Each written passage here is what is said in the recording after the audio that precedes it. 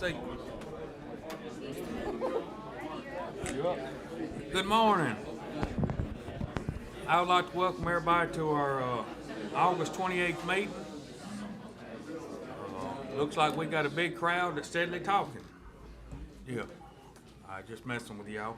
I'd like to call this meeting to order and ask Mr. Slay for a word of prayer.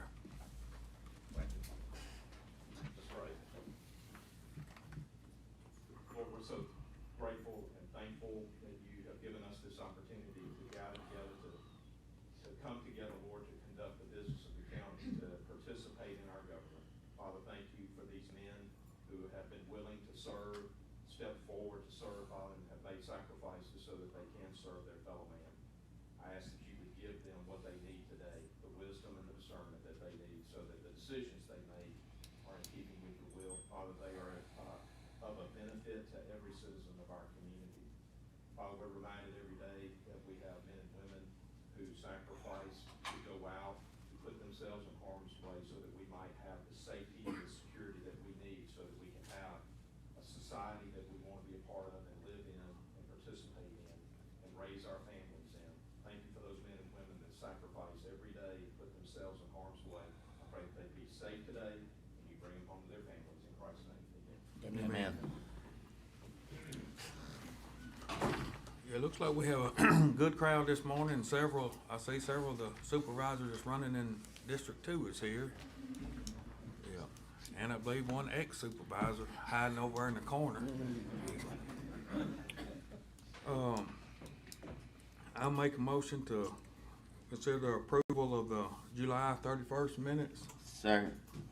Steve seconds that motion. Any further discussion? All in favor? Aye. Motion carries. Old business. I make a motion to approve any old business that we may have had. No old business. All right. No old business. All right, Mr. Ryan, new considerations. Yes, sir. First item, under new considerations, we have Wixon Automotive. They're seeking to rezone a 1 acre parcel from RE1 to C2 at 1768 Highway 471. The property is located approximately 3/4 of a mile south of Highway 47 and Vine Drive and Baker Lane intersection. This is an aerial view of the property. The owners are seeking to upgrade their current site since the business was established prior to the adoption of zoning regulations and is considered a legal non-conforming use. They are requesting a rezoning of the property. And these are surrounding properties.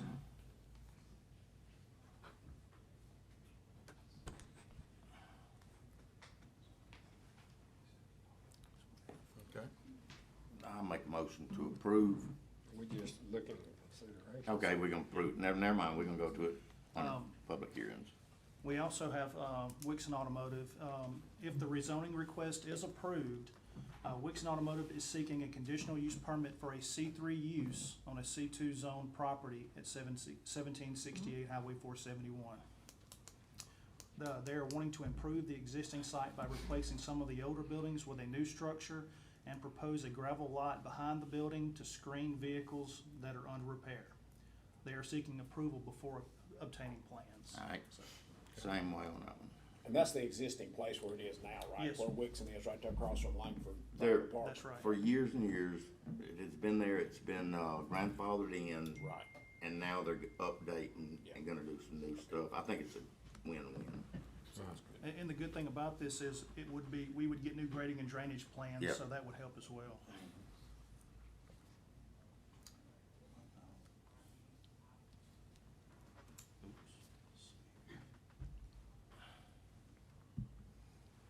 Okay, next we have Kimberly Shirley.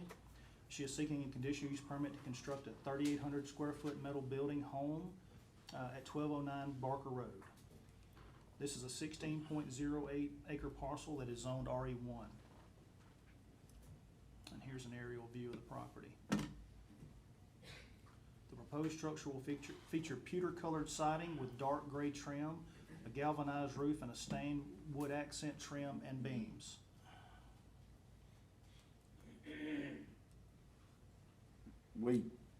refer to these as barn dominiums, things. And I have allowed them in these rural, areas. These are several of them already we've approved on large lots.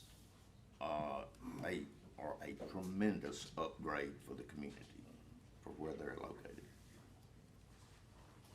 Okay, This is a view of the property here and surrounding properties.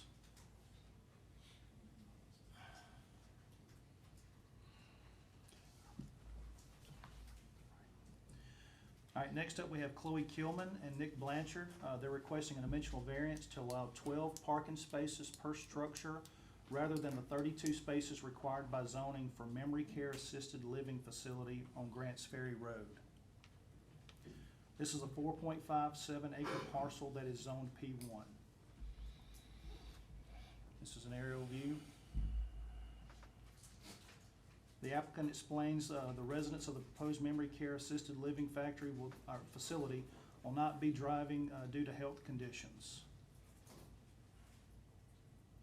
Instead of the required 2 spaces per resident, they are requesting a reduced number of spaces, noting that each building will house a maximum of 16 residents and is designed to have a residential look and feel. And in this picture, you can see where their parking is laid out. You said they will not accept people who are driving, or they will not No. be able to drive? They just explained to us that their patients will not be able to drive, So they won't need the extra spaces other than for visiting. just for visiting. That's what they're proposing. Yes, Okay. sir. how many employees? It's a three-phase, Okay, it's a three-phase development. I'm thinking 4 to 5, maybe. They're here to speak, but there's Yeah. 4 to 5 employees, I think, per building. And each employee is required to have at least 1 parking space. So if we have, that's gonna reduce the parking spaces. If we have, 32 parking spaces, total, right, if we have, 12 to 15, employees, then you're looking at 16 or 17, 18 parking spaces for family and right, yeah, others. I'm good with that. But some of the main traffic in there at times is gonna be emergency folks, right? I That's mean, right. We're talking about a older age care facility Yes, that I would presume the fire department's gonna get called to yes, and we at some have, point. and Reservoir Fire has looked at the plans and reviewed this, so they are here for any questions Right. that you have. I just, I'm good with the park, cause I know a lot of them, won't be driving, but just so the emergency vehicles, there's a lot of emergency 911 calls, can get in and out adequately and have, plenty of room to turn around and, as long as they're good with it, yeah. One thing we did discuss, if this changes owners, Right. and there's a different business in there, then we need to be prepared for that as well, for parking. So is all of that, I see the buildings, and then is all the rest of that just open space? Yes, sir, That it's is- open okay. space, So there is room to build more parking yes. on the lot? It's not so jammed up that it That's can't be? Okay. Right. There's, this will be on for hearing on the 15th if the board sets it, is that right? Yes, sir, that's on the That's 15th. where the actual discussion. Okay, so wait till the end to do that? Y'all Okay. are not gonna be required to approve anything, you're just setting. Setting it for the Okay. hearing. All right. Okay. Everything you've heard will be set for hearing. All right, that's fine, thank you. Here's the elevations for the building.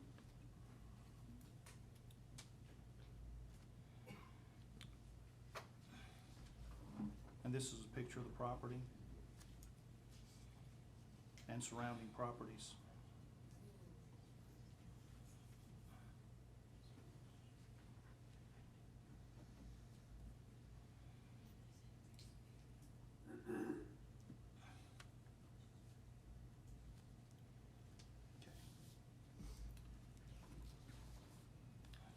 Time to set those. All right. Yeah, I make a motion to set 1 and 2 for September the 2nd. That'd be Wixon and, Both yeah, weeks. both of them's Wixon. Please. I second that motion. Brad made a motion, Steve seconded that motion. Any further discussion? All in favor? Aye. Motion carries. Now I'll make a motion to set 3 and 4 for September the 15th. That'd be Kimberly and Chloe. I second that. Brad made a motion to set 3 and 4. I second that motion. Any further discussion? All in favor? Aye. Motion carries. All right, now we're in the site plan architectural review. First up, we have the Drag and Drip LLC. Ainsworth Investments, Drag and Drip LLC is proposing a 906 square foot coffee shop located on Highway 43. This is a 0.5 acre parcel, that's zone C2. Ainsworth Investment, Inc. also owns parcel K1648, the adjoining parcel, I believe that's to the west. And this is a picture of what the structure will look like.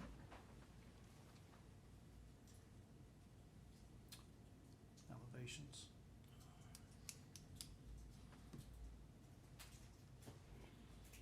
And this is a view of the floor plan. You said that's a half acre? Yes, sir. Where exactly is that, Steve? Yeah, it's just past Landry's Landing. Yep.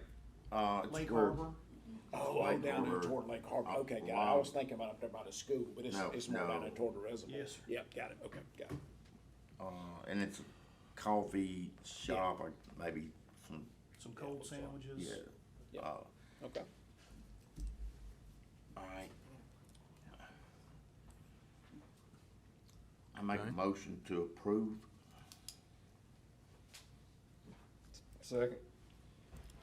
Steve made a motion, Brad seconded that motion. Any further discussion?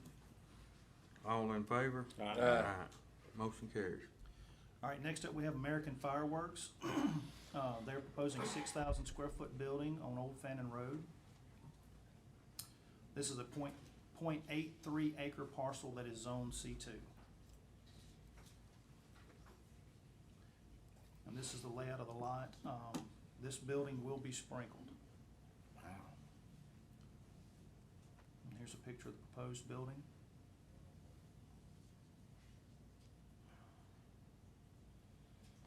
And these are the elevations. All right. All the normal state and county regulations will apply. Yes. Jay isn't here, but I have heard from him, and he is in favor of doing this. So Yes, sir. I make a motion to approve with all the normal regulations and things that the state and Yeah, county. their parking looks good as well, so. Okay. Second. Have we seen the drains? Okay. Yes. I think I emailed you Yes. yesterday afternoon on this one. Yes. They had to make some changes behind the building where that retaining wall is. They made those changes to keep their drainage on their side. Yes, sir. And so we're good. Good. Excellent. Good on drainage. Steve made a motion, Brad seconded that motion. Dr. McLeod. Dr. McLeod, my bad. Any further discussion? All in favor? Aye. Motion carries. All right, next up, we have Central Mississippi Dance. Reagan Cooper is requesting to place a heated and cooled portable storage building to the south side of her dance studio at 1902 Highway 471. This is a 1.97 acre parcel that is zone C2. Here's an aerial view showing the location of the storage unit.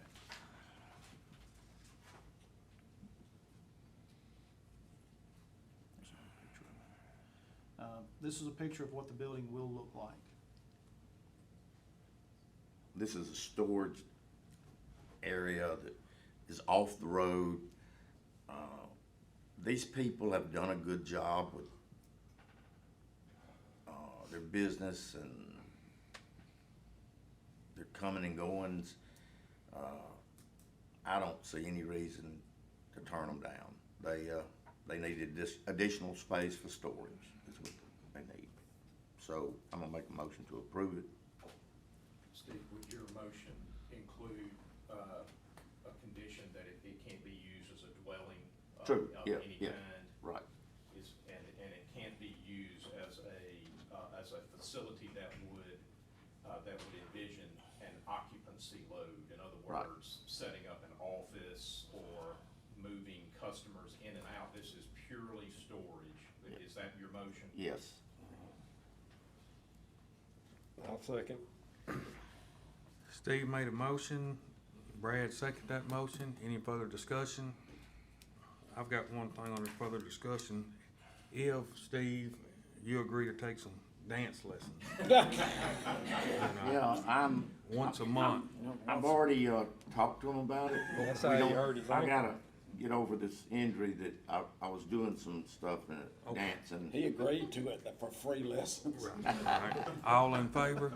Aye. Motion carries. All right, next up is our nuisance properties. Let the record reflect, I do not have one in here. I don't have one this time. That's unusual. Good morning, gentlemen. Under nuisance considerations today, we have the Stephen Nieberg nuisance property at 2349 Shell Oil Road. This is a District 3 property. I'm going to ask Brian to demonstrate with the photos. I'll ask Mr. Nieberg or anyone here representing Mr. Nieberg to be prepared to come forward and address the board. We received a complaint on June 2nd for inoperable vehicle and rubbish and garbage.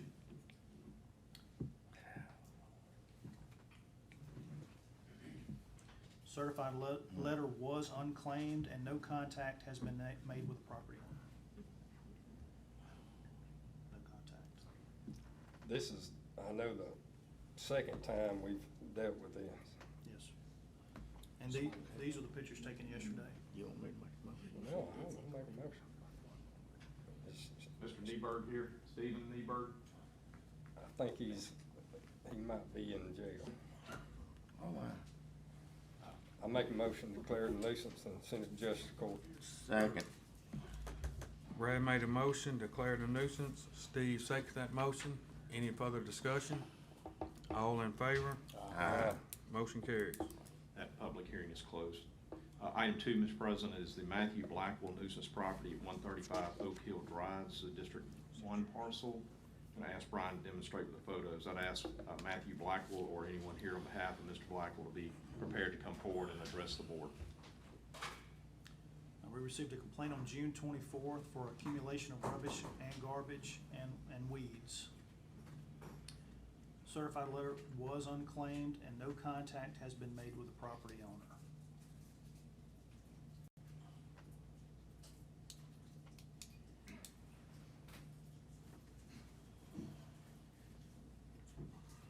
Matthew Blackwell. Mr. President, I don't see anyone here representing Mr. Blackwell or Mr. Blackwell himself, and so we'll close that public hearing and be appropriate to take action. I make a motion, declare it a nuisance. Second. Steve seconded that motion. Any further discussion? All in favor? Aye.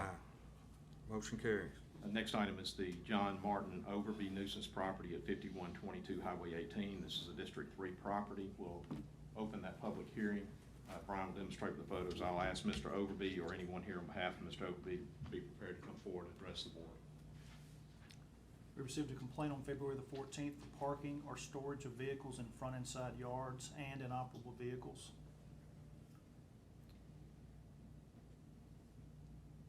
Colby did make contact with Mr.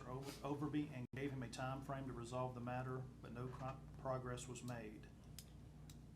And, well, at the time, there was no progress, but yesterday, they did show progress. These pictures were taken yesterday, and Mr. Overby is now making progress cleaning up the property. So he has started working on it, trying to clean it up. Have you had this one before? Yes, sir. Recognize the fence. Now, the fence has only been recently put up, like the last 2 weeks or, is anyone here on behalf of Overby? John Martin Overby. Brad, you want to go ahead and declare it? Yeah, I'm Let's gonna just go ahead and monitor. declare it a nuisance. And, Just monitor. we're gonna go ahead and send it to justice court. Okay. They can get it cleaned up before justice court, then they can handle it. Understood? Yes, sir. Second. Brad made a motion, declared nuisance. Steve seconded that motion. Any further discussion? All in favor? Aye. For the record, that public hearing is closed. Okay. I guess the next meeting will be October 2nd at 9 a.m. So we will You need a motion to adjourn need out of a there. motion to adjourn. I make a motion to adjourn, move into our regular schedule. Brad made a motion. Second. Steve seconded that motion. Any further discussion? All in favor? Aye. Okay. Now I'd like to, call our regular board meeting. And, we'll start, I don't think we have any public comments. It is on the agenda.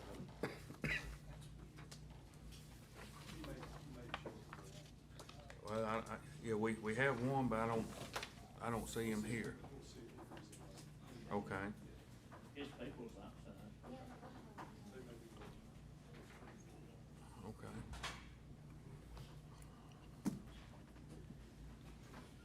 Mr. Slay, would you like to go ahead? I'll be glad to. I was gonna let Sam see if Brother Dave was out there waiting. Okay.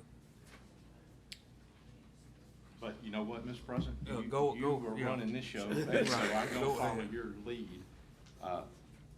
The first item under my section, gentlemen, is our public hearing.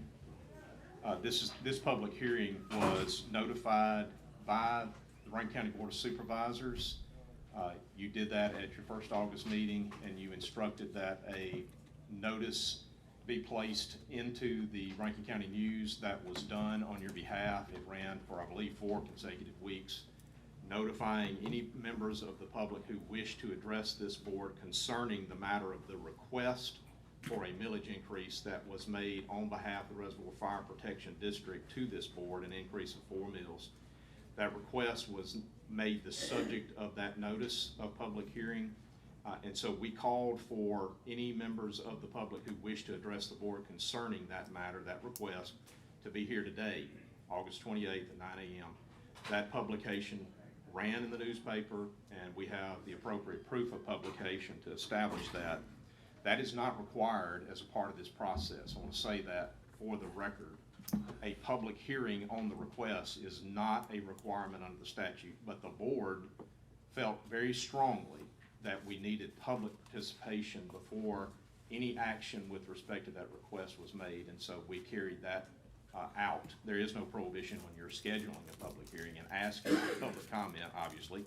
And so at this time, that public hearing is now open. I'm going to ask if there is anyone here that wishes to address the board concerning the matter of the request of the Reservoir Fire Protection District that would like to address the board concerning that matter, whether it be for or against. Anyone who wishes to approach the board and address the board is welcome to come forward. The only rules of the game are you have to give your name and address to the board if you'll do that for us. All right? Ms. Jack, you come on.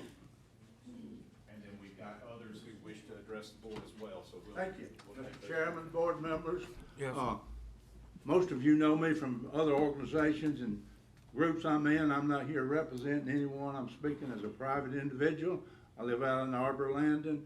It's a very fast-growing area, great community. We have an outstanding fire department out there now.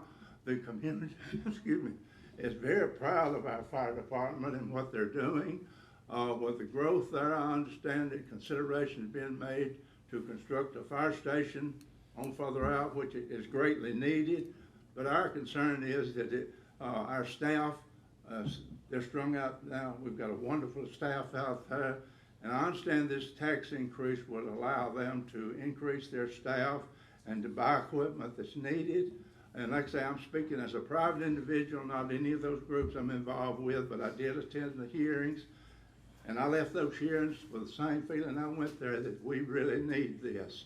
I don't think I've ever been before a group and asked for a tax increase before. But I want to urge you to adopt this recommendation and support our fire department. Yes, sir. Thank Thank you. Thank you. Mr. Nee?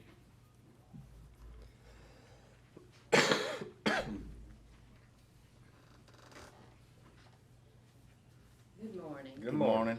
I want to kudo what Jack Winstead said. I'm Janine May. I'm a resident of Forest Point. My husband and I, Ronnie, have lived in District 2 for 20-something years, 26 years now, I think. These firemen are like my extended family. The reservoir police are too. When you live there long enough, you get to know everybody, don't you, Mr. Gaines? Yes, you do. And I'm the volunteer director for Keep the Reservoir Beautiful. I think y'all all know me. Yes. These firemen have helped us immensely with some projects that we're working on, right with the botanical gardens right there beside us that are in dire straits right now of trees needed to be cut. Two of the main things that they have done for me and my family, in 2019 in October, I was out of town taking care of an ill family member. My husband fell ill, and a neighbor found him on the floor, and these firemen literally saved Ronnie Mae's life, my husband, of 53 years. Yep. If they hadn't been there, I don't know what we would have done. They have also, they came to a fire in our neighborhood that erupted at 6 o'clock one morning a year or two ago. It was a bad situation with that house. Pulled up my blinds, and that house was fully engulfed at 6 o'clock in the morning. Of course, we were all running out trying to find somebody, and immediately they showed up. They kept coming back over and over and over again for the next couple of days to make sure that fire was extinguished so that no other home beside it or across the street would catch fire with all the trees that we have. I highly commend this millage. I've attended both of those public meetings. They need this. I'm there in that vicinity by the fire station a lot. I've met a lot of these younger firemen in different places and their families. They need this millage increase. If we're going to if we're going to train them, we want to keep them. I hate to say we don't want them to go to Brandon or Flowood or Richland or wherever, but we need to retain these firemen once they're trained. And I highly commend this, and I recommend that y'all pass this millage for us. All right, thank you, Thank ma'am. you. Thank you. Burns.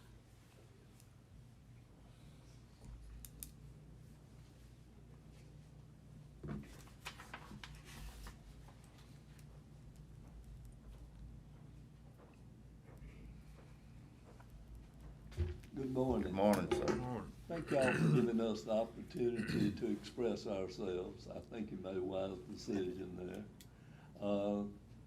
I first moved here in 2001. We've grown a lot since that time. I think we're a little over 100,000 at that time. Now, I think we're close to 165,000, aren't we? Or more. And so that's a great increase. There are many reasons we've had these increases, and a lot of people like me moved here for some of the following reasons that I want to encourage you not only to do what you've been doing, but to continue to improve. Nobody likes to raise taxes. Nobody wants a tax increase. But sometimes we have to do that for quality of life measure. I feel this is a quality of life measure that we need to do. And some of the reasons that many people move to Rankin County and live, I'll just name them real quickly because I always like to do that, because each one of you have a large part in some of these things I'm going to mention. Number one, leisure activities. Man, we've got it all, don't we? The reservoir and everything else. Golf courses. We've got all kind of businesses. There's not anything that you could want that we do not have in Rankin County or nearby. Schools, public and private, we've got the best. And another, I want to put a little plug in for Hines Community College. Y'all Yes. had a large part with our Rankin branch that we're having with Allied Health. And I encourage everybody in this room to go to the Rankin branch and see the Allied Health building that's being built. It's gonna be the largest building on the campus. It's a lot larger than the Muse Center. And it's going to fill a void that we have with medical personnel. When I look across this room, as you get older, as I am doing, we need more and more help. And we're going to have plenty of that. Yes, Steve. So I wanna put the plug in, and y'all were instrumental in the millage. Our lawmakers did a great job, and there's more things coming in that, because we're even looking at building the first dorm and a cafeteria. And, not only is the Rankin branch the second largest branch for Hines Community College, after Allied Health comes our way, we may be number one Yep. real soon. And that's important, because the jobs of the future are going to be, the skills will be at a community college, because over 80% of the people do not need a four-year college degree anymore. They need skills training. So I applaud y'all for doing that. Medical care, man, we've got it all, don't we, with medical care. And low unemployment, man, I don't know, we've always been in the bottom, and in the top 5%, Edmund, I imagine we're still there. We've never not been number one in the Yes, state. yes. So I just wanted to toot y'all's horn a little bit for that, because y'all are the leaders in our county, and I appreciate all you do from that standpoint. But the number one reason for me and a lot of people who live in Rankin County is we want to feel safe. All these other things are good, but as many cities are finding out in the United States, if you don't feel safe, nothing else matters. And along with that, our judicial system, top notch. Our law enforcement, we feel safe. If something's going on, we can call and people are there. And then today, I'm bringing the part in the fire department. We need them when we have fires, and also when we have what I call house calls now. Doctors used to come and do that. Now, our fire department is coming there, and so they've taken over the job as old-time family doctor. So all those things are very good and very helpful to all of us who are citizens. But in Rankin County now, we have a hard time being competitive in the reservoir community with our fire department with salaries. We have good people, but we want to keep them. We want to compensate them for the training that they do. Too often, we can train people and others might come in and give them 10,000 more to do the same job somewhere else. That's not what we need. When somebody comes to my door, I want the best we have that can be trained to help me and my family at that time.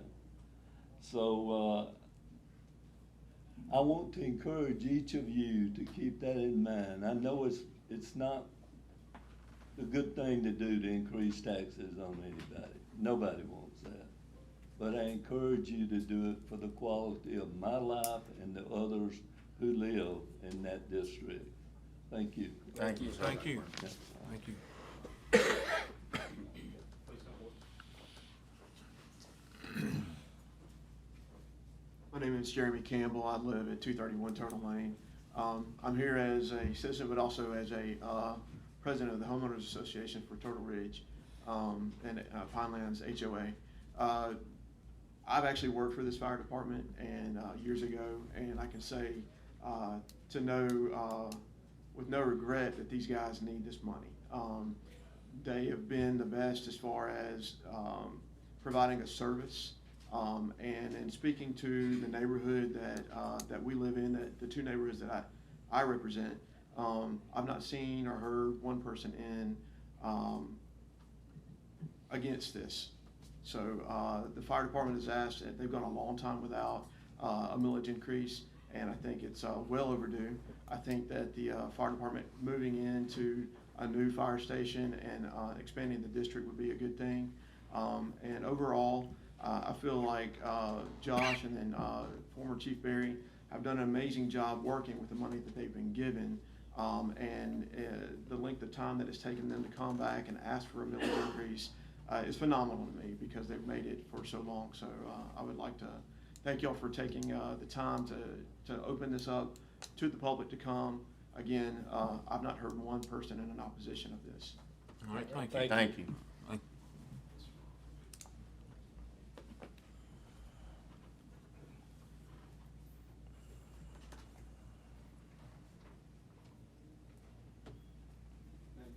Yes. Address. Name and address. Address, Scott Berry, Fannin, 301 Chartres Drive, District 2.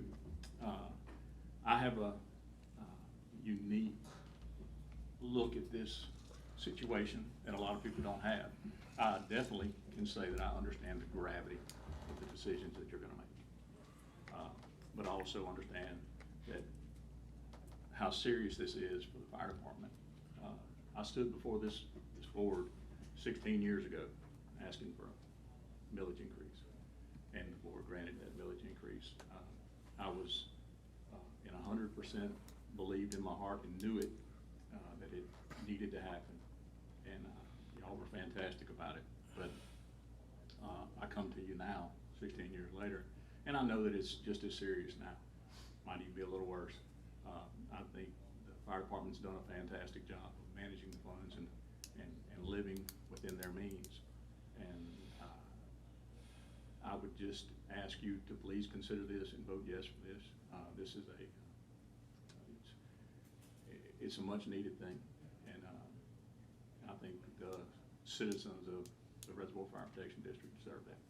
Thank you, Thank you. Scott. All right, thank you, Scott. Scott, I think you spilled something on your shirt, maybe coffee.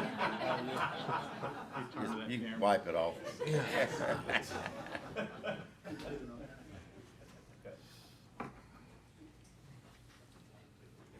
Anyone else want to address the board before I ask Chief? Anyone else? There's a lady on the. Yes, ma'am.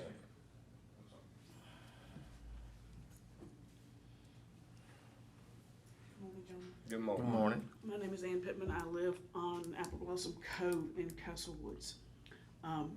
Full disclosure, my husband is purchasing director and he buys your pens and paper clips.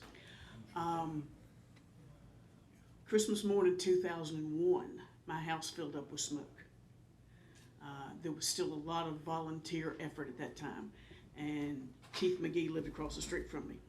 His wife Erin woke him up, and they were standing in the middle of the street when truck pulled up, and Nick Reagan piled out and said, "Who's cooking breakfast?" My house was not on fire. The heater had cut on for the first time, and it was a new house, and the parts were covered with oil, and I mean, it filled up with smoke. I am a forester's daughter, and I know where there's smoke, there's usually fire, so there was no hesitancy to call the fire department. But those guys piled out of the truck and crawled up in my attic, not knowing what was there. And until you've had them show up at your house, you don't know how valuable they are. And that goes with fire department, EMS, police department. Until they show up at your house, until it happens to you, you don't know how valuable it is. I went to one of the meetings last week and had the nerve to ask if 4 meals was enough. And my husband went, "Stop that." I guess it's enough. They figured out it's a little over $1 million a year in revenue. I'd give them every dime we collect if it was up to me. I've known Josh since he was a little boy. I've known his family for almost 40 years. The thing about this is I don't mind taxes being raised when I know how the money is going to be spent and when I know who is spending the money. Unlike the gentleman who said nobody in his HOA had expressed any non-support, living in Castle Woods as we are, we're pot stirrers, and there have been some folks that said, well, I don't think we need the increase. And I'm like, okay, go to the meetings and voice your support. They're not here. Right. We are. I believe in this. I am the last one in the world that wants to pay taxes. I'll pay my part. I don't want to pay more than I have to. But this is one that doesn't bother me. I truly believe that we need this. We want the best equipment. We want the best staff. We want the best people. And that costs money. Everything costs money. A fire truck, $650,000. Yep. Everything costs money. Everything's gone up. So it's time. I mean, it's time to to do something about it and to bring them up to snuff where they need to be to do the job to protect us. Thank you. Thank you, Thank ma'am. you. Anyone else? We want to give anybody who wants to speak an opportunity. Chief, you want to come forward? Craig, while he's coming, Yes, sir. I want to speak as a citizen under public comments. I live way outside their district, way out, and probably 12, 13 years ago, we had a farming accident. My nephew was caught in an auger. It's the worst thing I've ever seen. We called 911, and some of the members of our local volunteer showed. These guys showed up with everything there, and unbelievable. I didn't think my little nephew would live. He did. But they showed up, and it was like, I'm almost like guardian angels had come and made me feel that he was going to be taken care of. So I thank you, and I am in support of it, even though I'm way outside it. And many people are that you go take care of. Thank you. Chief? Yes, sir. Thank y'all for the opportunity, just to come here and ask for this, and y'all gave us this opportunity to have the public hearing, and also we made a promise to you we'd be as transparent as possible.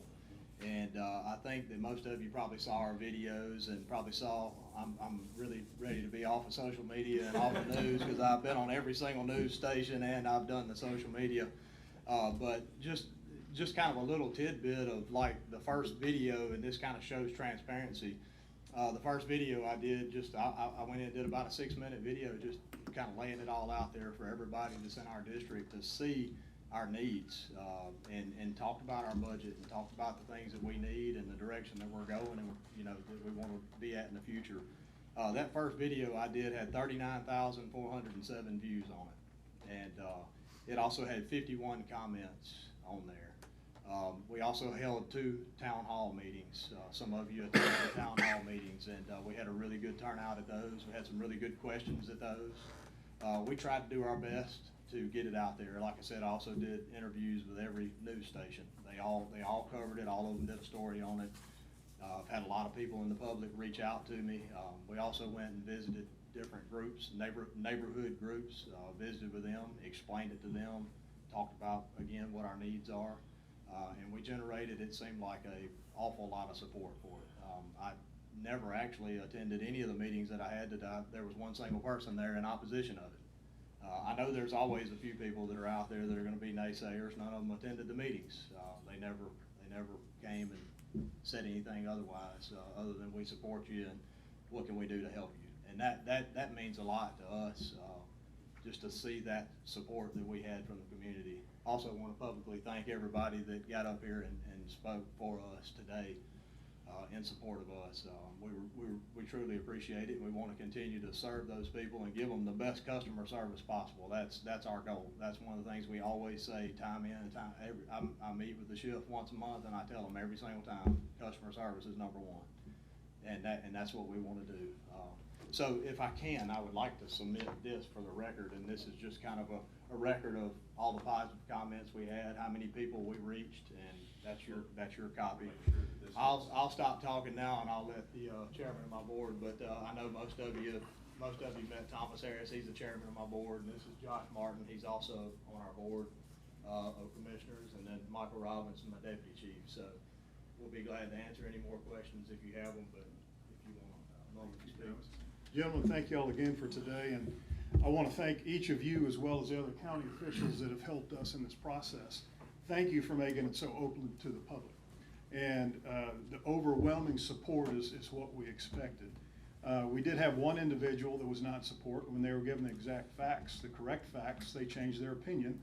One other person is just unincorrigible, and they have stood exactly where we expected them to stand. Other than that, I haven't heard of anything that was really negative. As most people that know me well know, I am a self-professed flawed individual. But one thing I do not consider myself flawed at is the fiduciary responsibility I have to other people. For the last 21 years, we have managed and pushed over $100 million of other people's money through our company.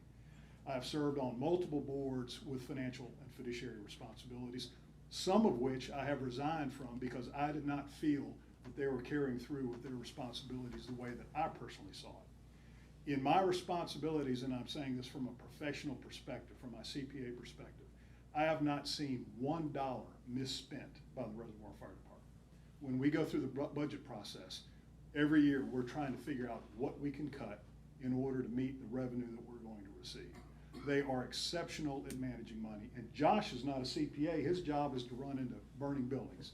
And because of him and what Scott created before then, they have done an incredible job managing money on what they were given. So from my professional opinion, and I'm a free market economist, I hate paying more taxes than I have to. I'll echo what everybody else said.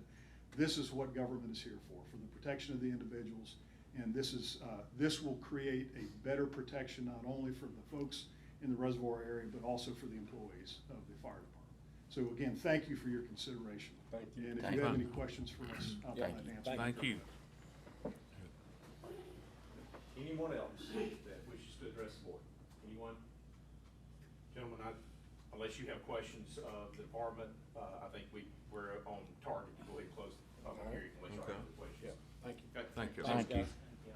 Let the record reflect, Mr. President, that public hearing is now officially closed. We'll move to the next item, which I think is in tandem with what we just did. The next item under my section is potential action regarding the Reservoir Fire Protection District millage increase request.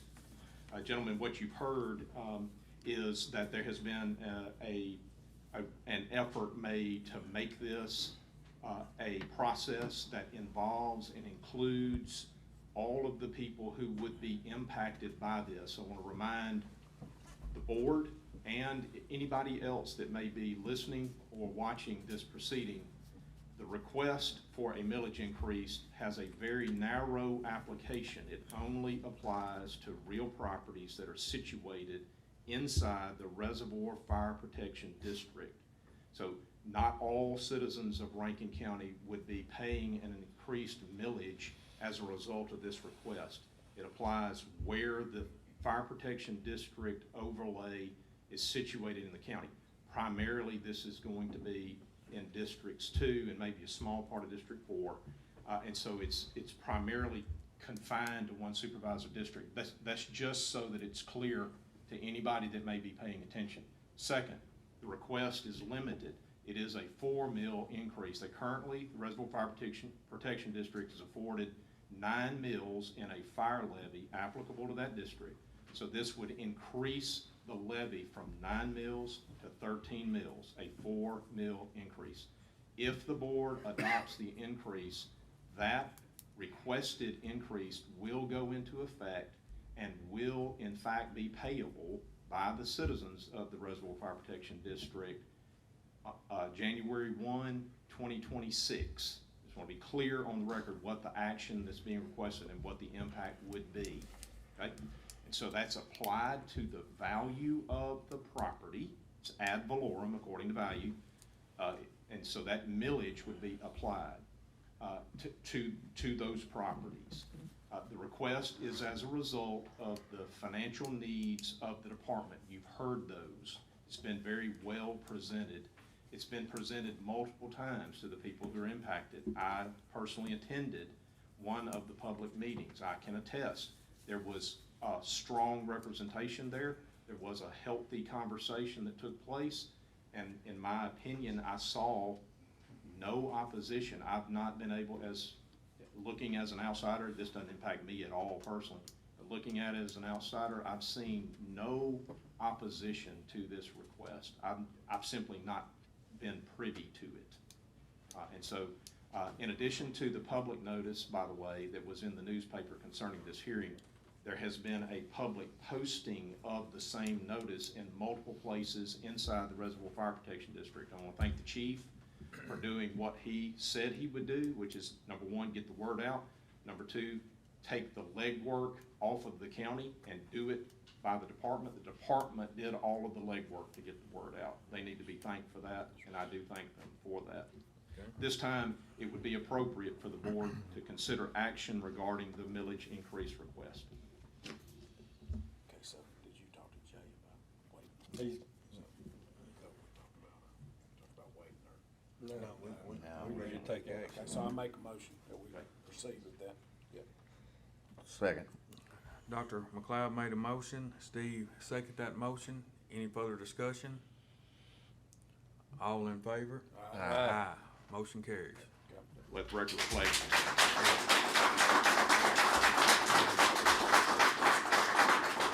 And I would just like to say thank y'all for what y'all do, and I know you're not in my district, but I use a volunteer fire department and stuff, you know, a lot, you know, in the business I'm in, and, you know, people don't realize what y'all do. And, you know, I just want to thank y'all for what y'all do for the community and for the service and all. Thank you. Absolutely. Thank you. Yep. So, Absolutely. gentlemen, what we'll do now is we'll go back and re-review the statute and make sure that now that the board has acted, that whatever additional requirements there are, we get those handled. More than likely, I'll put together a formal resolution so that that can be circulated among the county departments. We've got to update our maps, record keeping, and the assessor obviously has to be made aware of this, formally made aware of this action by the board, because it will impact the assessment. So we'll get all of that tended to as we move forward. Congratulations, Steve. All right? Yes, so for the record, the motion, Dr. McLeod, your motion was to approve the requested millage increase of 4 mills for the Reservoir Fire Protection District. And Steve, that was your second, is that correct? Correct. That's All right, correct. the record will reflect that. Thank you. Thank you. County Administrator, for that Hey, clarity. Mr. President, I Yes. want, under which we're out of additional discussion, I am very sensitive about raising taxes, anytime. However, as somebody spoke, probably the most sensitive thing we have in our county is safety. And between our law enforcement and our fire departments, I truly believe that that's why this county grows as fast as it grows. That's right. And it's just phenomenal. We had a murder, which is very few, and within hours, our sheriff's department had made an arrest. It's not weeks or years or when. So I don't have a problem with supporting our first responders. Yes, Right. yes, thank you. Yeah. Thank you, Mr. Gaines. Mr. President, the next item is an action to take off the table for continued review, a discussion and potential decision, the matter of the objection to the assessment that was posed by Mr. Jeff Webb on behalf of Sunset Marina. This is for real property parcels K1642 and TWK Properties LLC, the real property K16-44-10. Gentlemen, you will recall that there was an objection interposed by Mr. Webb concerning the matter of the assessment of those parcels and those entities that control those parcels.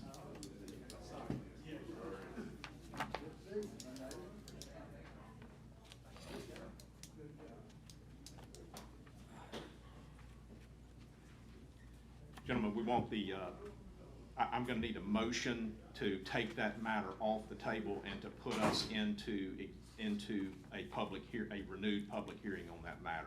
I make So we that need a motion. motion to that effect. I make the motion. Second. Steve made a motion, Brad seconded the motion. Any further discussion?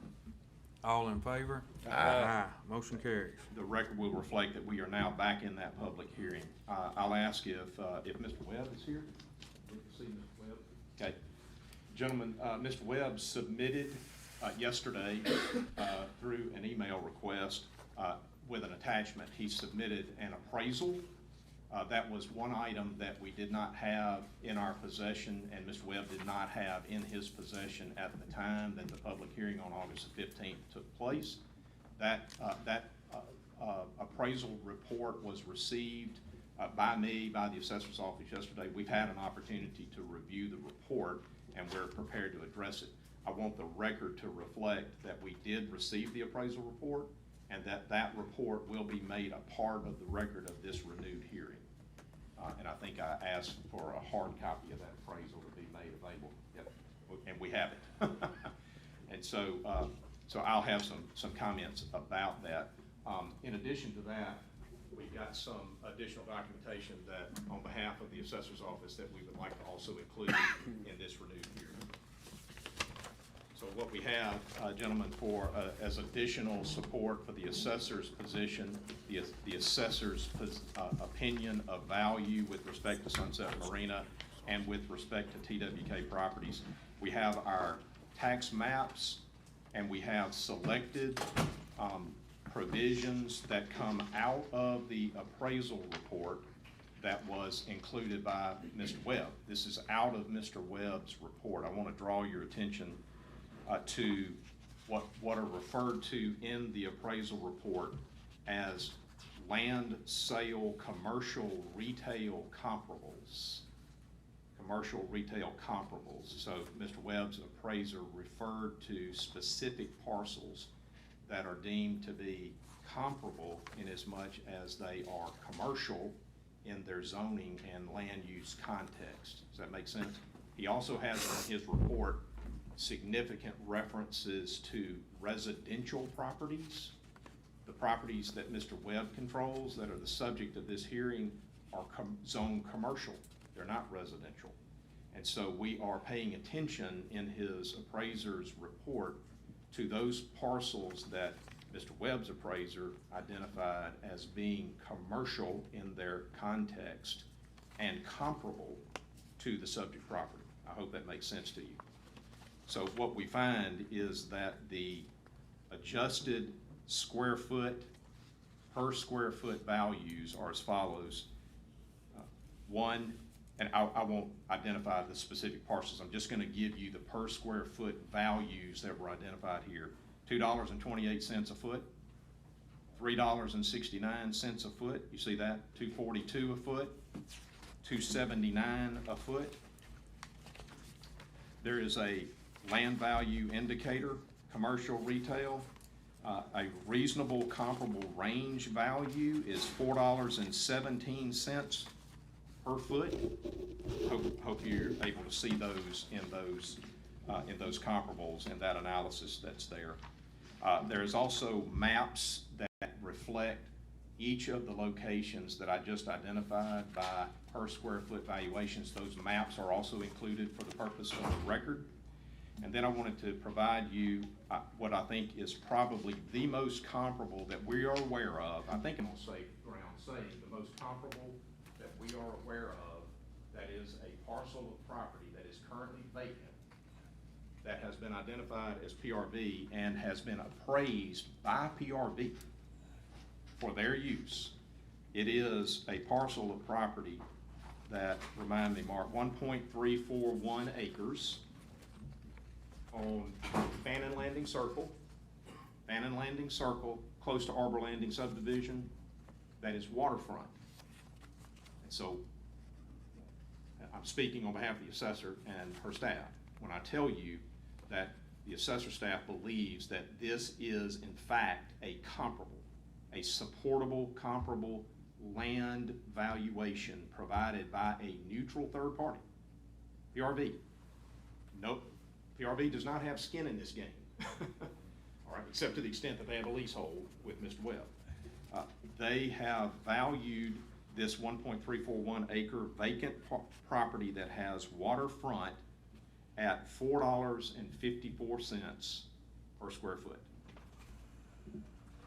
Mr. Webb stood before you and said that you needed to accept his opinion of value, unsupported, using comps from primarily other areas of the state of Mississippi to the extent of somewhere between $7,500 an acre up to about $15,000 per acre. He felt like the range would be somewhere in that neighborhood, which would be significantly lower than and less than the assessor's staff's opinion of value, which is $3.50 a foot, $3.50 a foot. We have provided you with Mr. Webb's own appraiser's analysis of commercial properties that reflect, number one, a per square foot value, not a per acre value. And number two, that reflect per square foot values that are significantly closer, if not in excess of, where our assessor staff has placed Mr. Webb's values. We've also handed you a PRV appraisal report that reflects not only are we on target with our $3.50 foot valuation, we probably are underneath where it really is if you look at this comparable vacant piece of property that's appraised at $4.54 a foot for waterfront. So I say the assessor staff's analysis of this property is equitable. It is on par with other comparable properties, and it reflects reality, in my opinion. It reflects reality of what the value, actual value of the property. Last thing I want to say is that Mr. Webb's report is some 150 pages, chock full of information. A lot of it's what I'll call boilerplate language. A lot of it is, how does the appraiser protect his own backside from any liability if he's getting it wrong? There's a lot of that kind of language in there, but it's a significant report with references to many, many different properties. It's important for this board to understand, when our assessor conducts a valuation, the methodology that we use is multiple. It's not just identify one way to do a valuation report. We use multiple methods of valuation to do it. Number two, we always value the way that the property is being used. That's important. We value it in use. How is the property being used? And that provides for the basis for the analysis. The report that we were provided yesterday at the 11th hour is filled up with analysis of properties that do not reflect at all the way that Mr. Webb's properties are being used. That's very important for you to understand. They're not comparable. And so, despite his protestation, and by the way, his own appraiser came up with a per square foot value of $1.10 in his own report, which is significantly more than Mr. Webb wanted it valued at. His own appraiser came back and said it's $1.10. And so, our opinion is that we have significant supporting information that provides the basis for this board, should it choose to do so. Make your own decision. But should you choose to do so, you are on solid ground to support the valuation provided by the assessor's office. And as legal counsel, I will be pleased to defend the county's position on that, this board's position on that.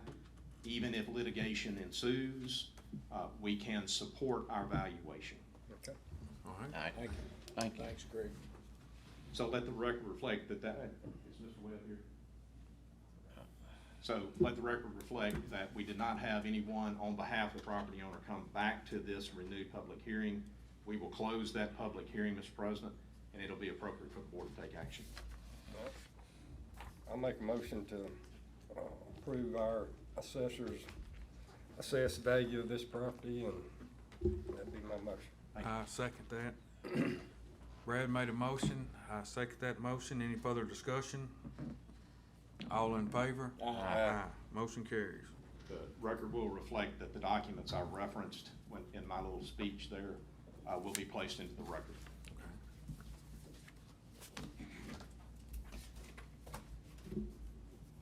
Thank you, Mr. President. The next item under my section is a review and potential action to consider revisions to the conditional use permit that was issued to Dabs 1 LLC. This is 1170 Old Fannin Road.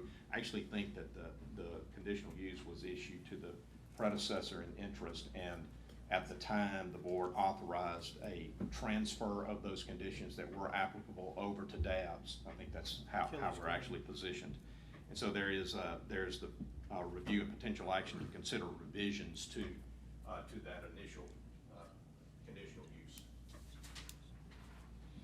Gentlemen, let me walk you through as quickly as I can what are the conditions that apply as we revisit this. Let me ask if there is anyone here on behalf of DAPS One LLC. Anyone here? Okay. I don't see anyone here on behalf of the entity. There is a significant amount of conditions related to signage. The way that the state law for medical cannabis is structured, it provides that the local political subdivision essentially will control the matters of signage. There is some basic prohibitions that are in the state law, but you as the local political subdivision have also included additional restrictions on signage, and so those are in place. Those would be unchanged. There is a prohibition on byproducts or waste being stored outside of the building. That will remain in place. By the way, everything that I'm calling out to you is going to remain in place. Odor prevention plan, demonstrate no excessive light escapes onto neighboring properties. Security system and security processes have to be in place. They run 24/7, including the parking facilities. They also are required to capture tag information. There's a lot of security related conditions. Those will remain in place. Applicant must prevent loitering. Applicant must maintain existing vegetative buffer. Applicant's required to install an 8-foot wooden fence. They've done that. They must submit proposed sign information to the board. They've done that.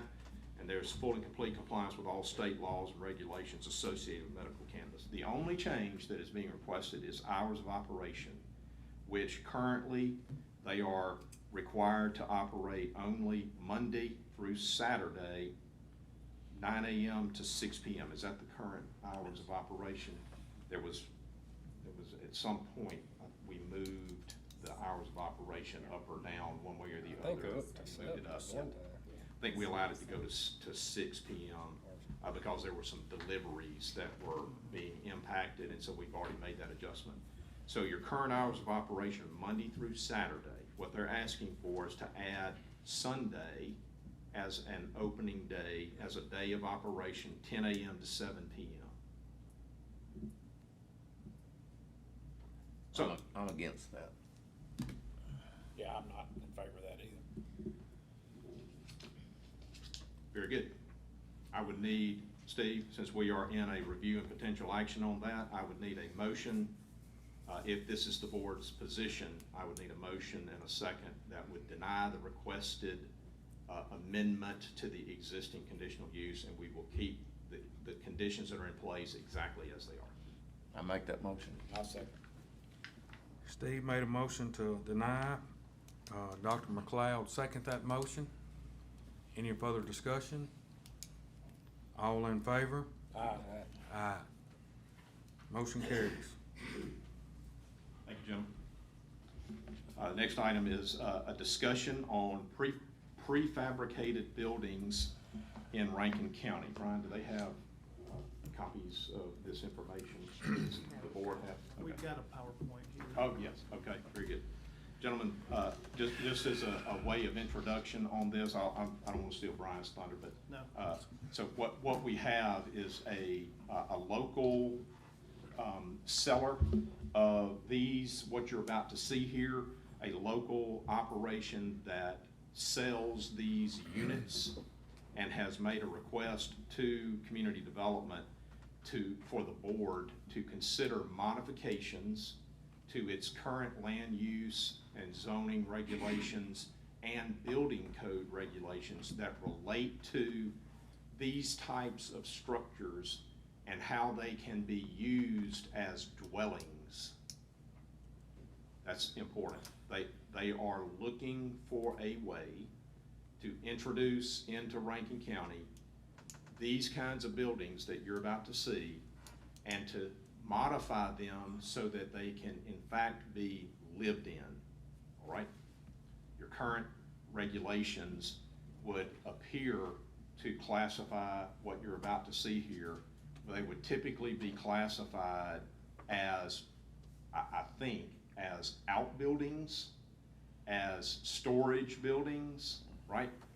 And possibly if they're moved in with mobile on wheels, They would be, they'd actually be classified as recreational vehicles. Okay, so tiny houses, so from a comparability standpoint, what I think you may be looking at here is tiny houses that are designed to be permanent and not mobile. Right, so they would probably fall under a recreational vehicle context. In order for them to be used as dwellings, it would require significant modifications of your current building codes in order for that to be accommodated. So with that, that's good enough intro, Brian. That's great. All right. So we met with, Anthony Gabb, our building official, and I met with Mr. David Pyram with Shivers Buildings, and he's been, at us for a while, to get these buildings set up as dwellings, and the problem with that is it doesn't meet any building, our adopted building codes. It meets no standards. We've had multiple discussions with them over the years. We've told them what we need to get these buildings into compliance. They don't wanna do that. Basically, they're just glorified storage buildings. But the problem we've seen is there's people that are coming into that are buying these things because on their website it says tiny homes to be lived in. You know, they've designed these things, and their interiors they look like a 1 or 2 bedroom, kitchen, bathroom. You know, they look nice. They're low budget. They can get them quick. They can set them up very, very quickly. But like I said, they don't ever provide us any paperwork, and these people are going and buying them and bringing them into the county, and our zoning won't allow it. We're hit, and when these people buy them, they're having a problem giving them back. So they have to use them as storage buildings. Well, there's no dwelling on the property, so it's hard to have an accessory structure out there without a main structure. So what they're telling us, Mr. Pyron said that they would love to get these buildings into compliance, engineered. The building will be engineered as a dwelling, life safety, ingress, egress, and foundations would be engineered.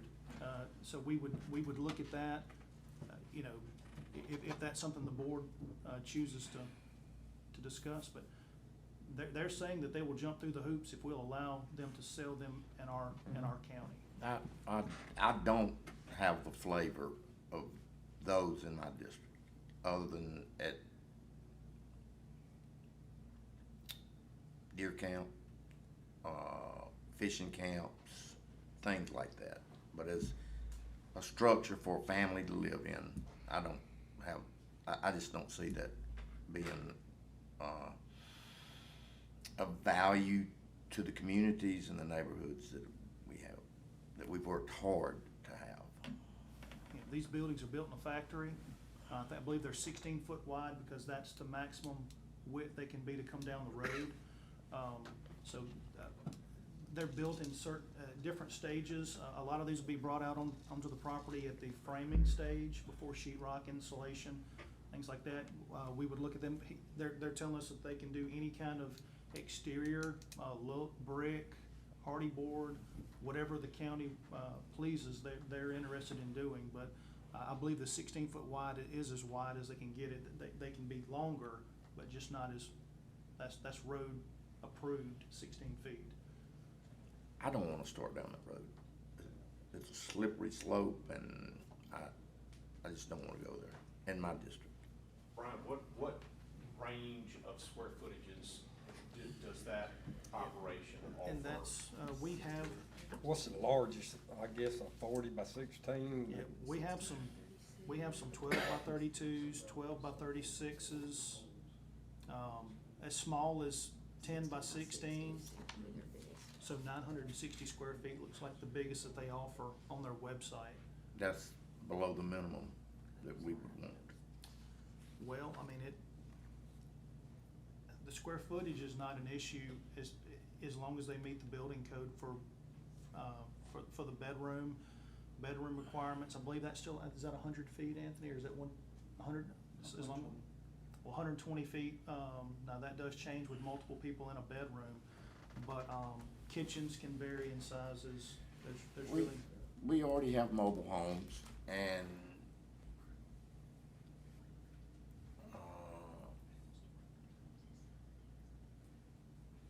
I just, I can't imagine, I mean, I would say a case by case for special use. I'd say definitely ag, And- with 10+ acres.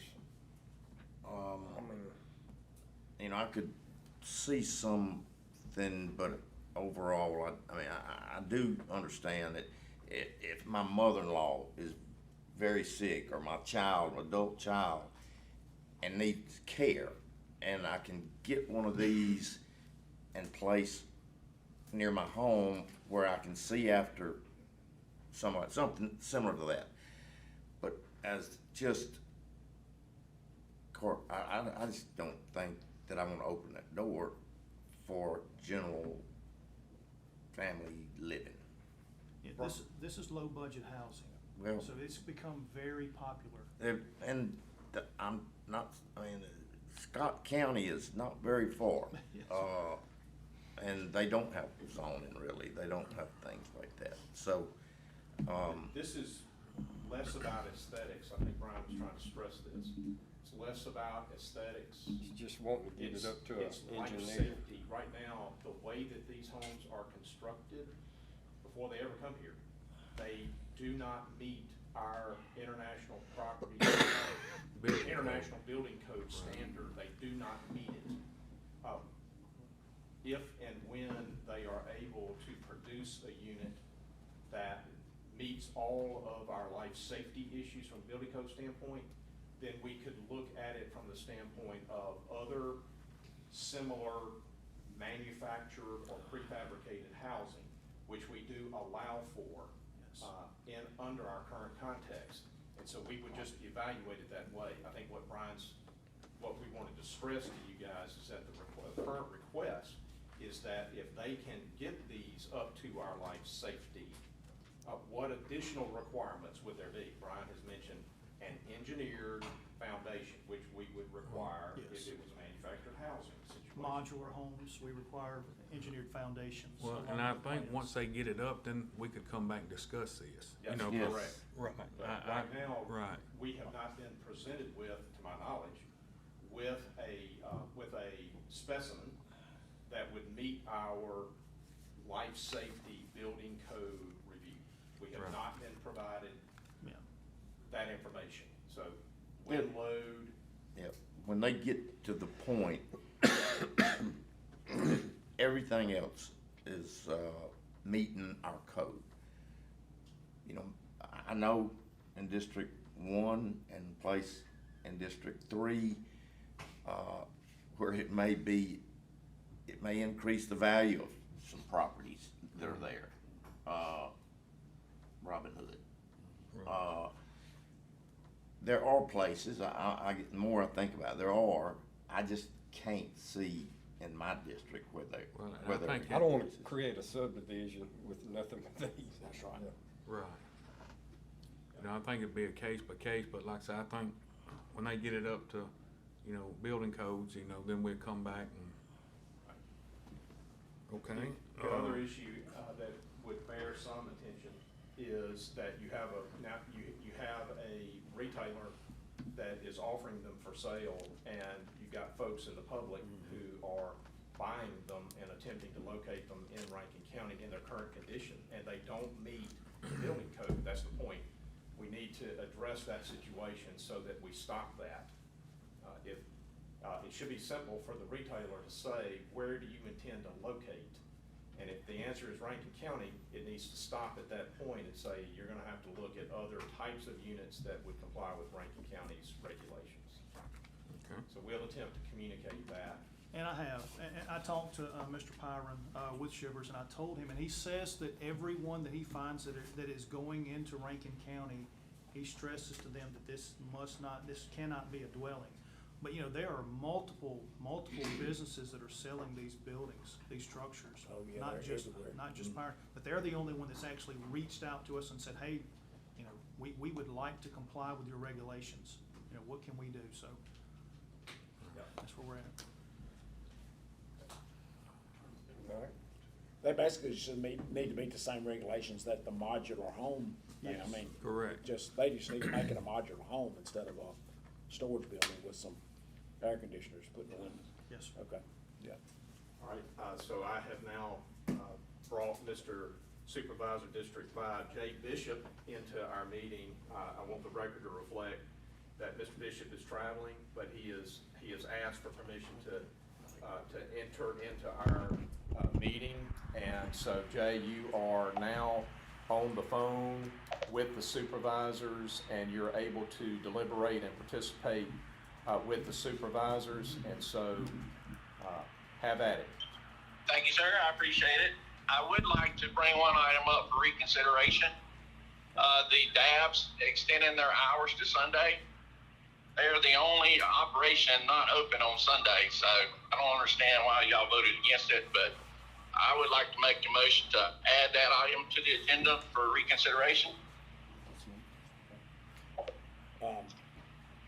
We hadn't had a lot of information on that, but I mean, I'm not opposed to that, Jay, if we all need to talk about it some more, that's fine. All right, so Jay's made a motion to reconsider the board's rejection of the amendments to the DABS LLC conditional use permit, and we need a second on that motion to add that back. I'll second. Hey, Jay? Yeah. Well, let's go ahead, let's get this done. Dr. McLeod made a motion to add it back. Yeah, Jay did, and Dr. McLeod seconded that motion. No. Brad did. Brad did. Hold on, I'm gonna get this right in a second. Yeah, Jay made the motion and Brad seconded the motion. Any further discussion? All in favor? Aye. Jay, it would've been a lot easier if you'd have been here in person instead of calling back in. Jay, I guess, Jay, whose district is it? Mine? We've got it down wrong then. We have it here as District 2. Yeah, it's actually District 5. Okay. Okay, great. All Go right. ahead, Jay, and give us input. Well, I mean, they're hindered by not being open on Sundays, so all their other competitors are, and they just want to be able to operate on a level playing field. So even the other one on Old Fannin Road's open on Sundays, that's in Rankin Yes. County? Oh. Well, I don't go to that one now specifically, but I do know 2 and Pearl are open on Sundays, because I got a buddy that goes over there. Right, you don't go to that one for the record. Well, does anybody know about the other one on Old Fannin Road, or their hours? Jay, do we have a PRV example? I do not know, Okay, man. I don't I'm not either. sure. Yeah. But I'm pretty sure all of them are open on Sunday. Yeah, so, Jay, Ashley thinks that the PRV leasehold cannabis establishment is open on Sunday 9 to 9. We're verifying that. Okay. Yeah, if it's common practice, that's fine. I guess I was under the impression from what we talked about that was the regulation for all of them, and they were asking for a special, consideration that was different from all the others, but I don't have a problem with it being the same as everybody else, but. Yeah. Is this our only? Well, I'd like to make that, I'm gonna make a motion to amend their operating hours This is the to old Kelly's open thing. from whatever they asked for. I don't remember the specifics. it was operation hours from 10 10 to 7, The I one's think. always open from Yeah. 12 to 5. So I make that motion. Jay, the other one on Spillway is open from 12 till sometime in the afternoon. 12 to 5.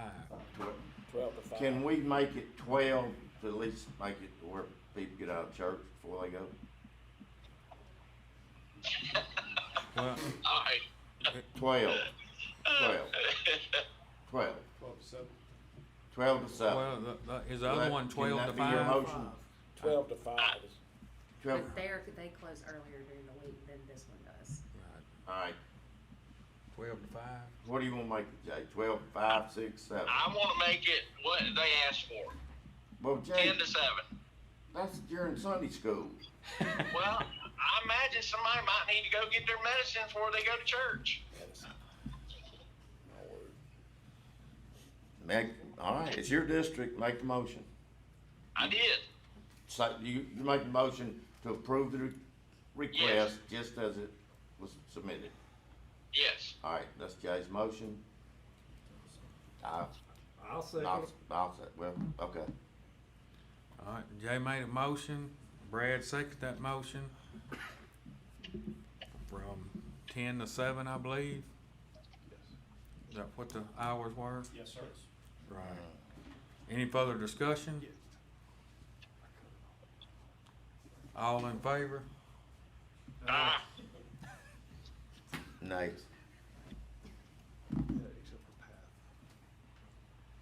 No. So, did it pass? Yes. All right, good deal. Well, See it now, yeah. really. Oh, Oh, okay. Right. It's 2-2. It's okay, you'll see it, I mean, you do whatever you want to, it's just hard for me to swallow, so. Right, I would prefer, 12 to 5 like the neighbor down the street, so they're not competing against one another, cause now they're gonna come back and want to ask for the same business hours. I just think it needs to be uniform, something needs to be Right, uniform about it, so. Let me, at this point, so Jay can hear too, what we're dealing with, however, is different political subdivisions. PRV. The spillway is PRV, it's controlled through the PRV lease, we don't even get to speak on that. So uniformity would have to happen only when we know what PRV is gonna set as their hours. So. So do we not have any others though in Rankin County? Rankin County has this one Just that only, one. is our only cannabis establishment in the entire county. Outside of municipality. Outside of municipality? Yes, sir. Okay. Right. That this board oversees and sets regulation on, you have one. Jay, what's the hours on the ones in Pearl that you go to? I don't know. I just know they're open on Sunday. I don't know their specific hours. But I don't know their hours any other day either, though, so. Well, if SID supports you, then it's passed and it doesn't matter. Yeah, 12 to 5. Is that what you going with? That's not what Jay's motion is. Well, I thought we discussed after Sunday school, 12 to 5. That's not Jay's motion. Jay needs to be in Sunday school. Sounds like. Y'all good with 12 to 5? All right, so we got a motion and You can't. We gotta handle this motion. We got a motion from 10 to 7 on Sunday, and there's a second, and we got 2 nays, and we waiting on Sid to decide. Jay, can you not live with 12 to 5 on Sunday?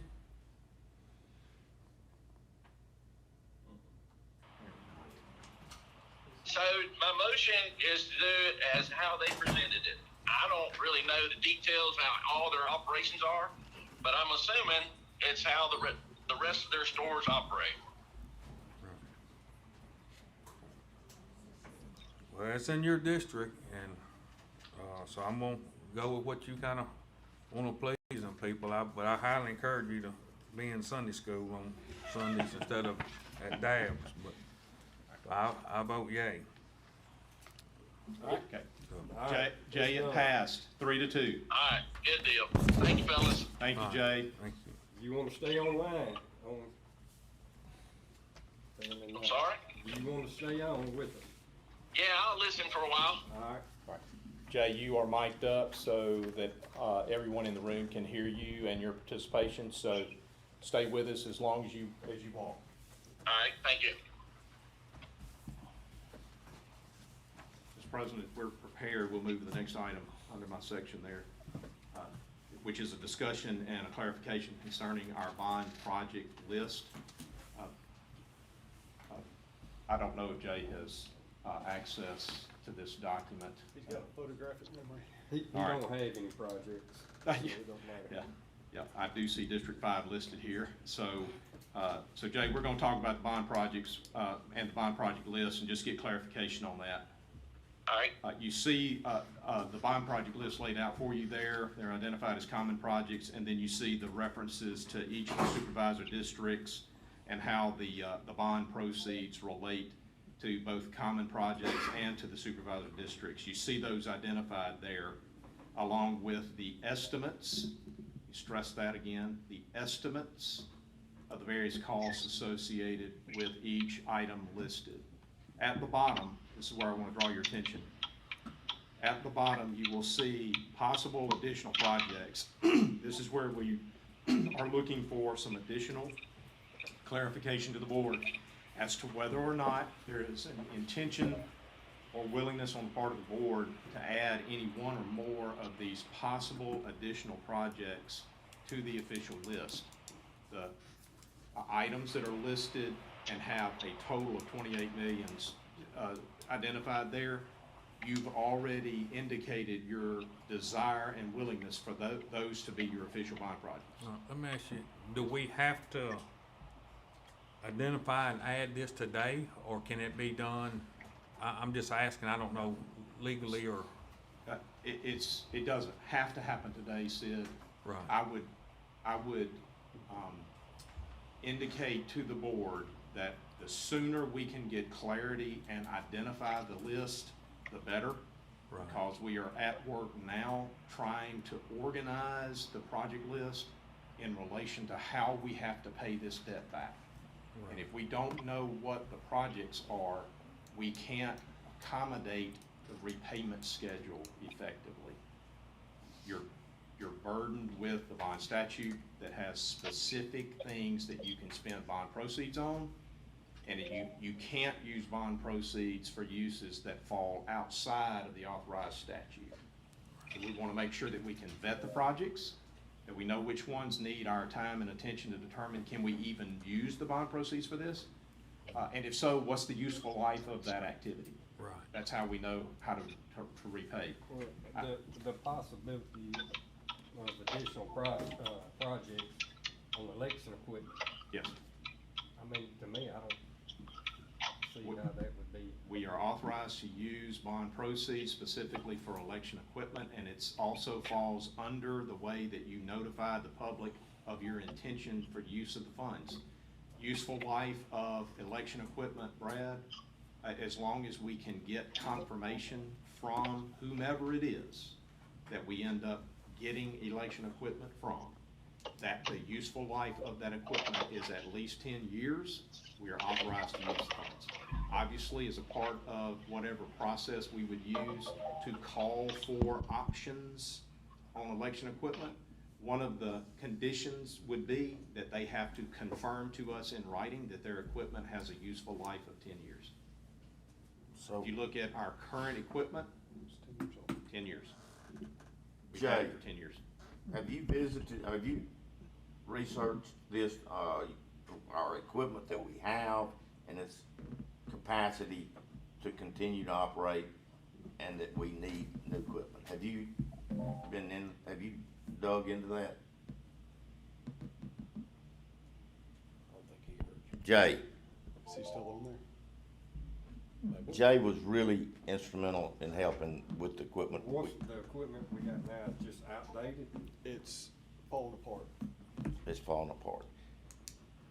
Hey, Jay, can we get Jay on, because Jay really worked on, with me on the equipment we have, and as soon, it wasn't a year after we got it, that we couldn't use parts of it. Jay, did you hear that? You were there. Yeah, I was there and went to the speaker office, you know, when they did the demonstration, what, a couple of weeks ago? You know, Jay Bishop?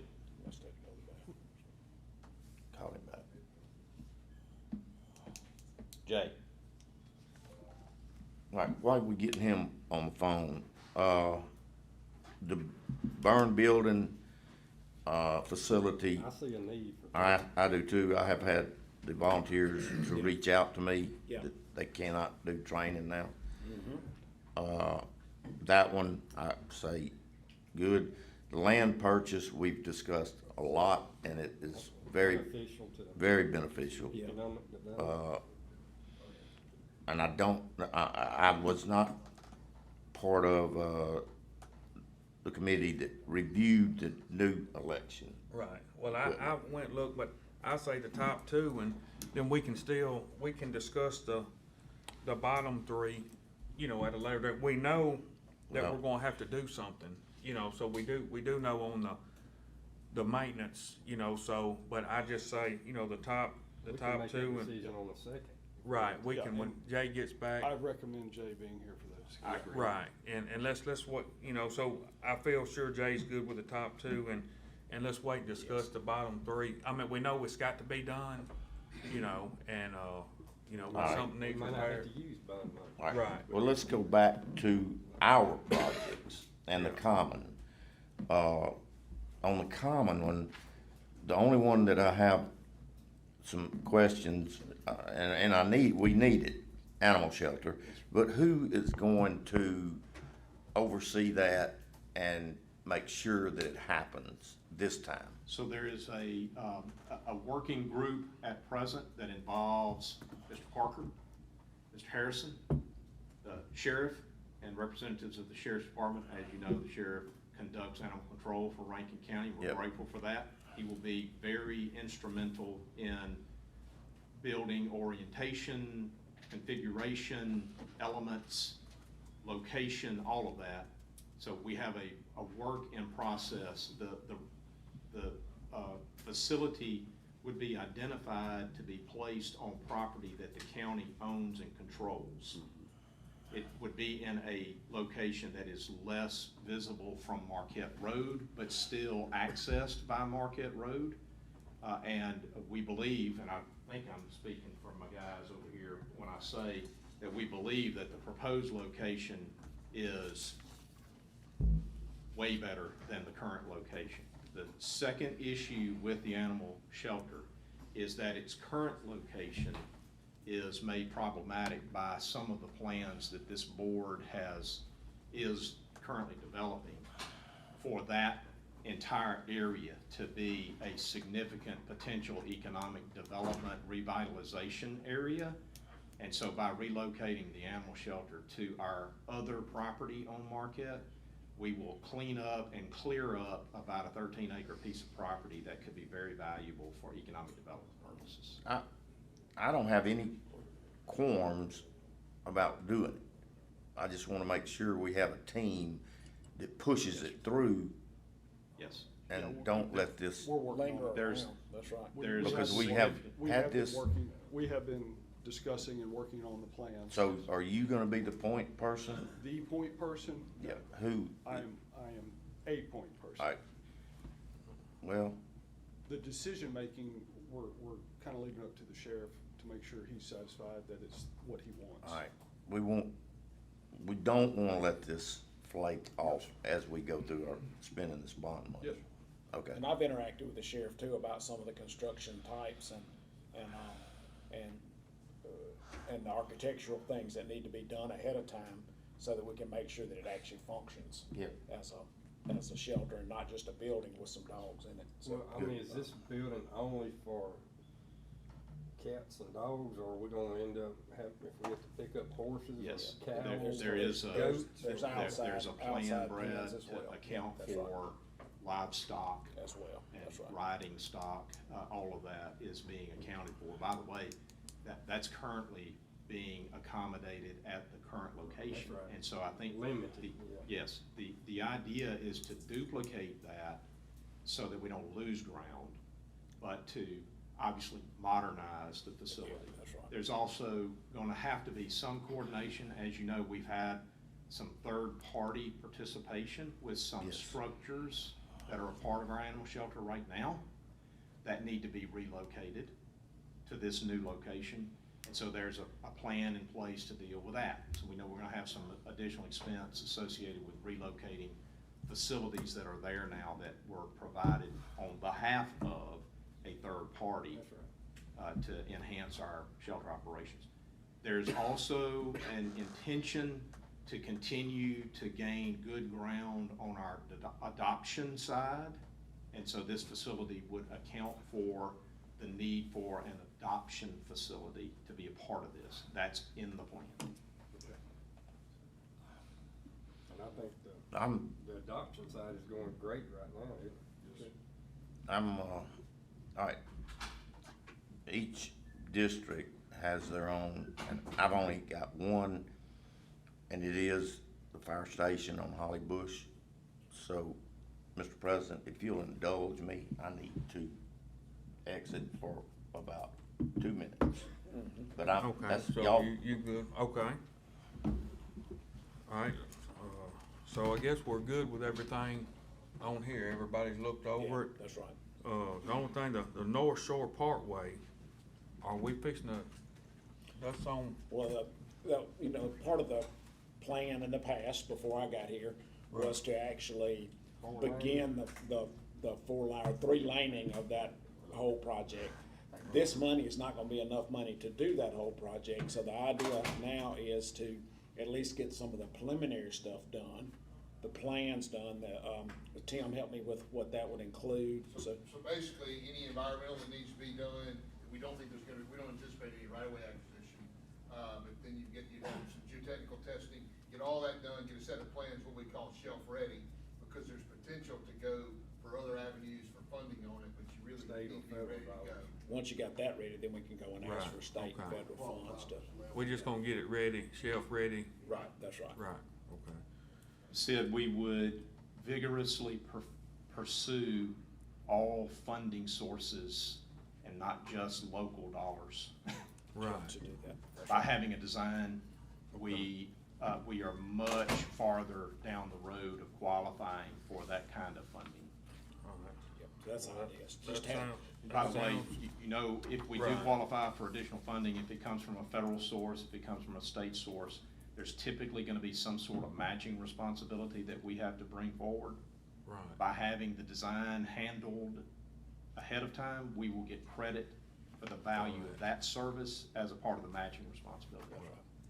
All right, so I guess we're good with that, so, guess that all, we ready for On you, mine, Mr. Huh? I got one more discussion on mine, on the culverts on Greenfield Road. I'd like to go ahead and give Mike authorization to go ahead and let's get these culverts ordered, cause it's gonna take, could be weeks before they get in. Is that something we can go ahead and? Why? Yep. I don't think we need it. I think we're good. Yeah. Yeah, we've got the We already money, so know we that that ready. is on our bond project list, Right. and it already qualifies for use of bond proceeds, Brad. But So can we go ahead and order him to go ahead and start Yeah, ordering? yeah, absolutely. We don't need additional authorization, you're just saying, let's go ahead and get them ordered. All right, Cause I'd like to start replacing those this fall. all right. So, Mr. President, just to clarify what we're gonna try to do today, and I use the word clarify bond project list. So let's just to be clear on what we're doing here today, I would need a motion to add an action item on our bond project list and get a second on that and vote on that, and then we can proceed with exactly what we're gonna act on. Let's get a motion to add that as an action item. Okay, what are we adding? We're adding action on our bond project list. I'm about talking for the burn building and the 15 acres? Yes, sir, that would Okay. be my intention, but we just Okay. need to get it stood up for an action Right. item. I make a motion to add, second. Dr. McLeod second that motion. Any further discussion? What you're adding is an action item for your bond project list. Right. Add an action item for our bond project list. And that would be, I made the motion, Dr. McLeod second that motion. and that would be the additional burn building for. We're gonna get you a motion Well, here just a Not minute. to that yet. well, the All you're doing is possible add- projects would be part of it. Yep, you're just voting on adding it right now. All in favor? Aye. Motion carries. Mr. President, the motion would be as follows, that the bond project list as identified and before you would be inclusive of everything listed as a common project, everything listed for District 1, District 2, District 3, District 4, and District 5. And the first item under possible additional projects, burn building volunteer fire department, that item would be added as a common project. And then 15-acre land purchase at $550,000, that item would be added as a common project. I would need a motion to I'll that make, effect. I'll make that motion to add, No, this is to add. This is to approve. to approve. bond project list. Add to the bond project list. I made a motion to add the burn building to the bond project list and the 15 acres land purchase to the bond project list. Just right. I second it. Steve, I made a motion, Steve seconded that motion. Any further discussion? All in favor? Aye. All right. For the record, I want Ms. Samantha, if she will, to move a discussion and potential action for consideration of additional bond projects for September the 2nd. And hopefully we'll have Mr. Bishop back with us, and you guys can talk about the election equipment, the Justice Center renovation, and any other path-related, this is your energy efficiency company, any other projects that are before you as a result of their recommendations. I make that motion. All right. No, that's just an instruction to Sam to have it for us on the She's second. gonna put it on the, All right. We'll have it on the second. All right. Gentlemen, I have a couple of items of additional business, but I'm gonna let Mr. Hicks go ahead with his section, and then we'll come back and pick up some additional business. Keith, can I get this? You got it?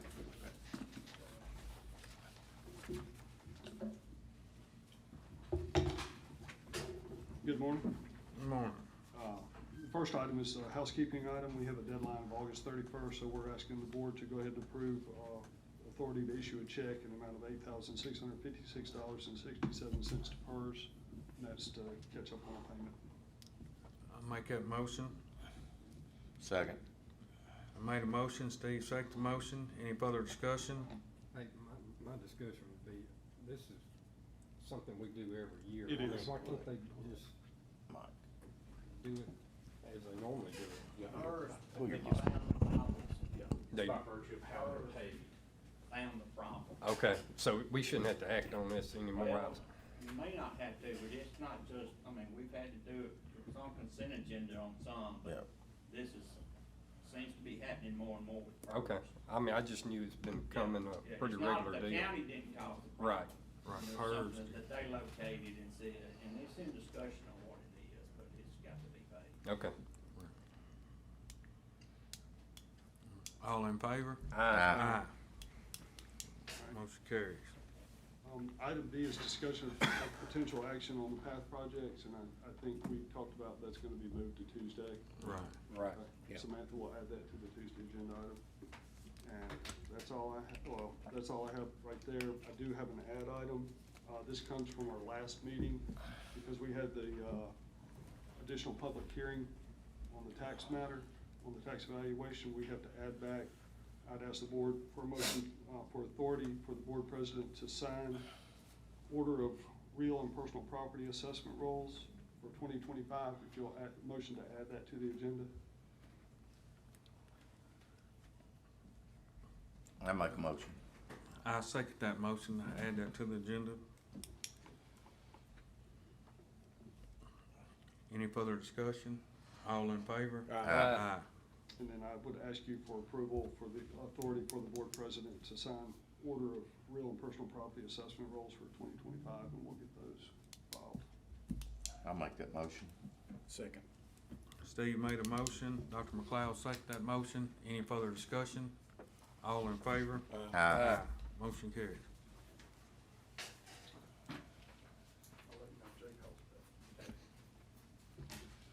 Gentlemen, two items of additional business that I would ask the board to consider. And these would be, if the board is of the opinion to actually take action, these would be motions to add. So I'll give you both of those. The first to add is a clarification of our state legislature and federal initiatives for 2026. So we're going to need the board to speak on what our initiatives will be at the state legislature and at the federal delegation for 2026 coming forward. The second item is authorization for us to make our visit to Washington, D.C. for October 7 through 9, 2025. So those two items I would ask be added for discussion and I'll make a potential motion to action. add both of these items. Second. Brad made a motion to add the two items. Steve seconded that motion. Any further discussion? All in favor? Aye. So, obviously, gentlemen, we will have some initiatives with the state legislature. We've talked about those, and you asked us to delay that discussion to get finality until today. So that's what we're doing. We're trying to set our agendas for both state legislature and Washington, as in terms of requests on behalf of the Board of Supervisors, on behalf of the county. We need to get acting on those quickly. The legislative session will be here before we know it, and they are already at work now preparing themselves for the session, and so we need to be in the right place at the right time for those conversations to take place. So we're going to need some healthy discussion about our state legislative initiative and our federal initiative. Right now, I'll start with Washington. That seems to be a little bit easier pathway for us. You will recall that last year, for FY25, we had multiple requests, some of which were stood up in the form of appropriations requests. One of those is your dead timber, dead trees on right-of-way. We were successful in securing an appropriations request through Senator Hyde Smith specifically for $5 million in additional support to remove dead trees from our public right-of-way in unincorporated county. That request, while it survived the committee, it did not make its way into any legislation because nothing did. They adopted a CR, continuing resolution, and all of the individual appropriations requests were basically placed on hold. We were advised to keep that as our initiative for 26. I agree with that recommendation. We're hearing that from all of our congressional offices. I think it's something we do need and could benefit from. I would like to see that stay. I just need something official. Can we increase that dollar? We can, Steve, but the problem with that is that most of the committee work that was done at request. Yes, sir. And my concern is that we would have to revisit the entire request in both houses in order to see any sort of adjustment there. We will ask, obviously, we will ask, and we'll get guidance from them. But all things being equal, if we can get what we asked for last year this time, we'll be that much more ahead anyway. I understand. But we're gonna ask for all we can get. Yep, we know that we have more than $5 million worth of removal. Yes, sir. We'll go through that in 6 months, and I'd rather, I want the $5 million, Yes, sir. but I want them to know the importance it is to get these trees away from the roads. Not before we have problems, we already have problems, but these trees are, they're falling now. They're not just dead. So I want the $5 million. Yes, sir. It's noted, Mr. Gaines, we will ask for an increase if they believe that they can secure it for us. If they see an opening in that door. Yes. Get it. We will ask for that assistance. Second, we continue to have good traction in Washington for our I-20 connector loop project. That is an extremely important project. You guys were at a meeting recently where that project was specifically addressed and discussed because it is in fact important to our economic development program in Rankin County that is continuing to get good traction. I think you heard from a specific company representative that one of the reasons why they decided to locate in Rankin County is because of the county's commitment to that specific project. It's going to meaningfully impact how that company operates in Rankin County. So that continues to be a primary focus. I would ask the board to seriously consider continuing to keep the I-20 connector loop and specifically the grade separation project as the #1 transportation initiative of the board for this next session. It's not the only one that we will ever ask for, but it's a huge, big lift. And if we're gonna ever see that come to fruition, it's gonna be because we have strong federal support. Rankin County is uniquely positioned to be able to take care of that particular transportation initiative that has multiple ways for us to qualify for funding. We can't say this about every transportation project that we do, but we are benefiting from the fact that this grade separation actually will separate the grade over a railroad. And there are funds available through the Federal Rail Administration that makes this project less competitive in other areas. Not everywhere that's going to be asking for specific transportation dollars has a railroad impact. So we are fishing in a pond that has a whole lot less competitive fishermen in it, if that makes sense. So by identifying this as an initiative, we can pursue those less competitive federal dollars and effectively capture construction money so we can start working on getting this bridge built. My suggestion would be get MDOT involved and get some kind of representation, go to Washington and get some type of federal grant. Yes. Also involved. And those will be competitive, and the fact that it is competitive would help us position ourselves well if we had a partner like MDOT who was willing And to Brandon. be a part of that process. Brandon needs to be. And they already are. And they're right by our side. Just as a quick reminder, Dr. McLeod was not here when all this kind of shaped up.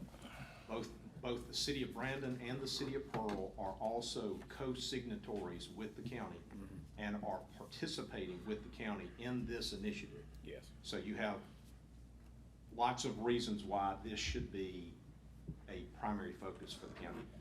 What I have to have before we start putting resources into this, what I have to have is something official from the board that this is what we're going to focus on.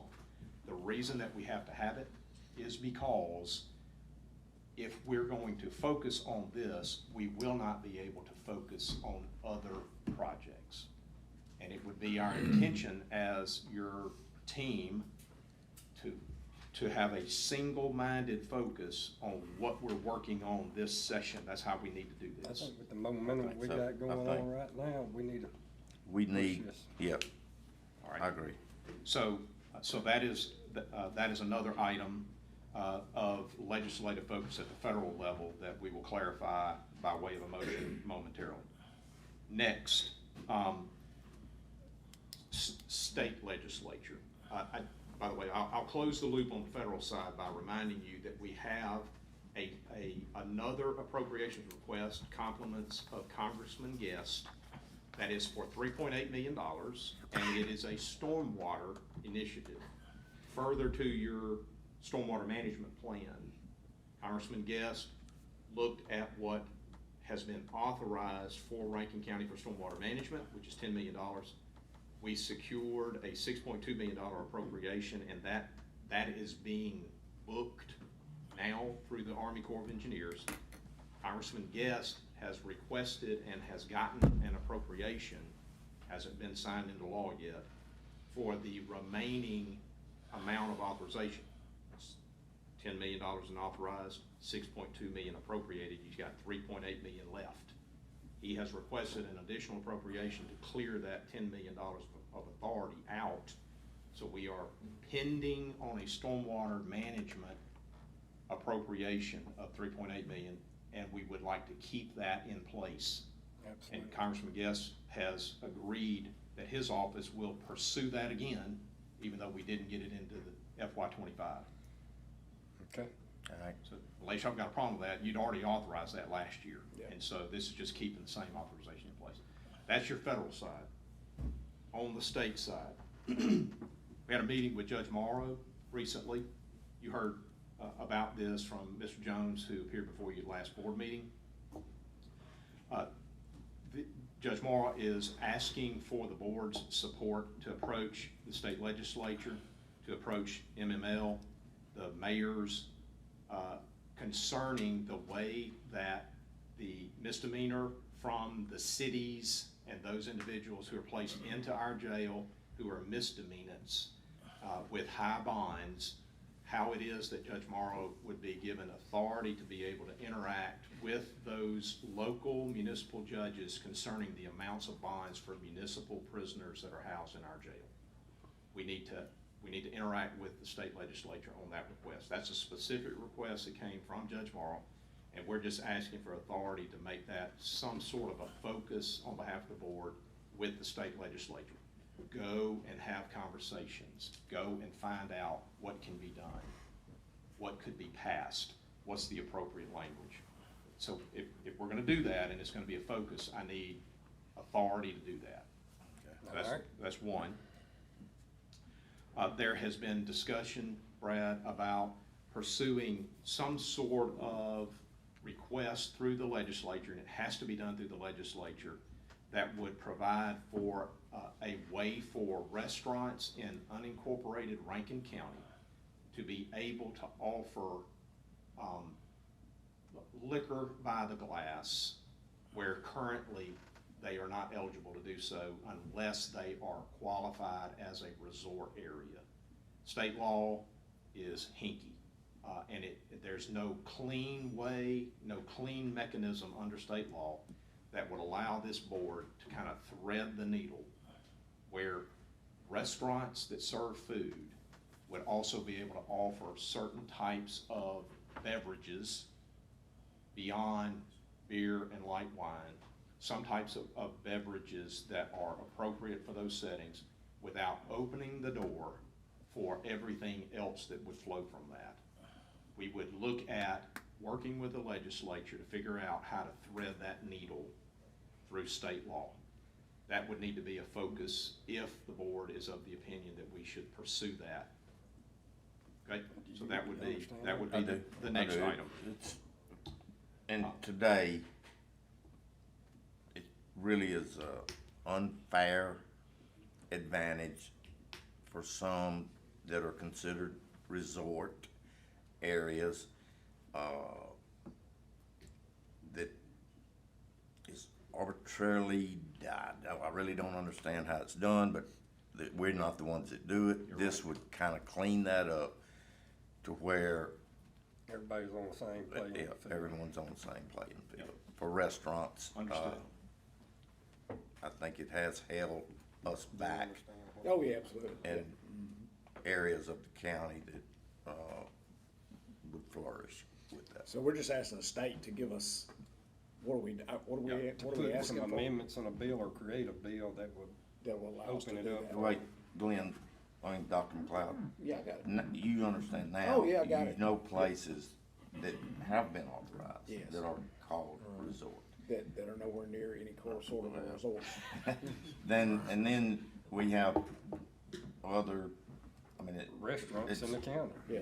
Yeah, I get the idea. I just don't know what we're asking the state to do about it, I guess. give us that's all. some clear legislation, Just- give us some law that Okay, got it. would allow a fair playing field for these restaurants. Can't say it any better than that. Yeah.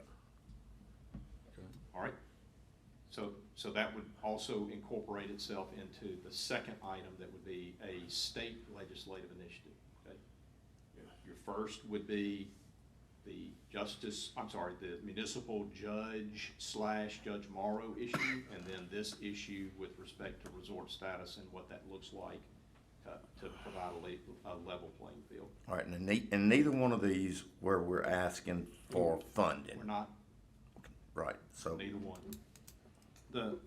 Although the first item could measurably impact how it is that we have to position our jail, so there will be a funding impact from it, but it's not gonna cost us funding. We're not asking the state legislature to pay us anything. Right. All right? Third, we would need to identify our funding request with the legislature. This always presents an issue as we move through the session. Invariably, we will have funding needs that come online.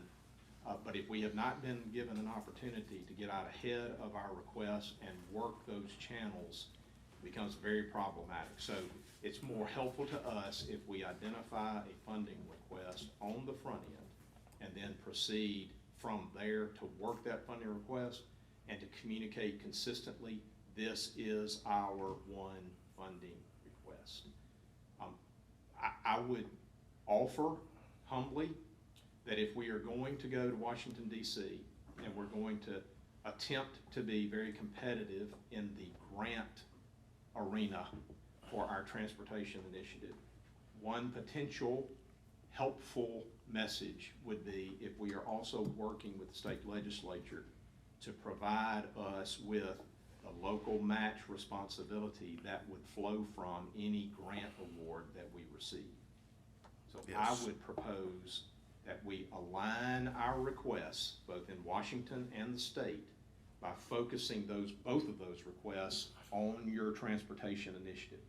You're showing multiple things. Number one, you're showing that you can be competitive, because I'm telling you right now, we're not gonna secure a competitive grant by going in and saying, we will provide the minimum match. We will not secure a grant. So we're gonna have to go in with a much stronger offer, which looks something like, we will provide a third of the match, or 35% of the match, or 40%, whatever it takes in accordance with our consultants and what they recommend to us, including MDOT. What will it take for us to be competitive at the federal level? And then commensurately ask the state legislature to assist us with that local match responsibility. Yep. So I would ask that we authorize your team to begin discussions with the state legislature that we need the state's support with local matching responsibility for federal grant monies or appropriations monies that may come to the county for this initiative. Okay. Do we have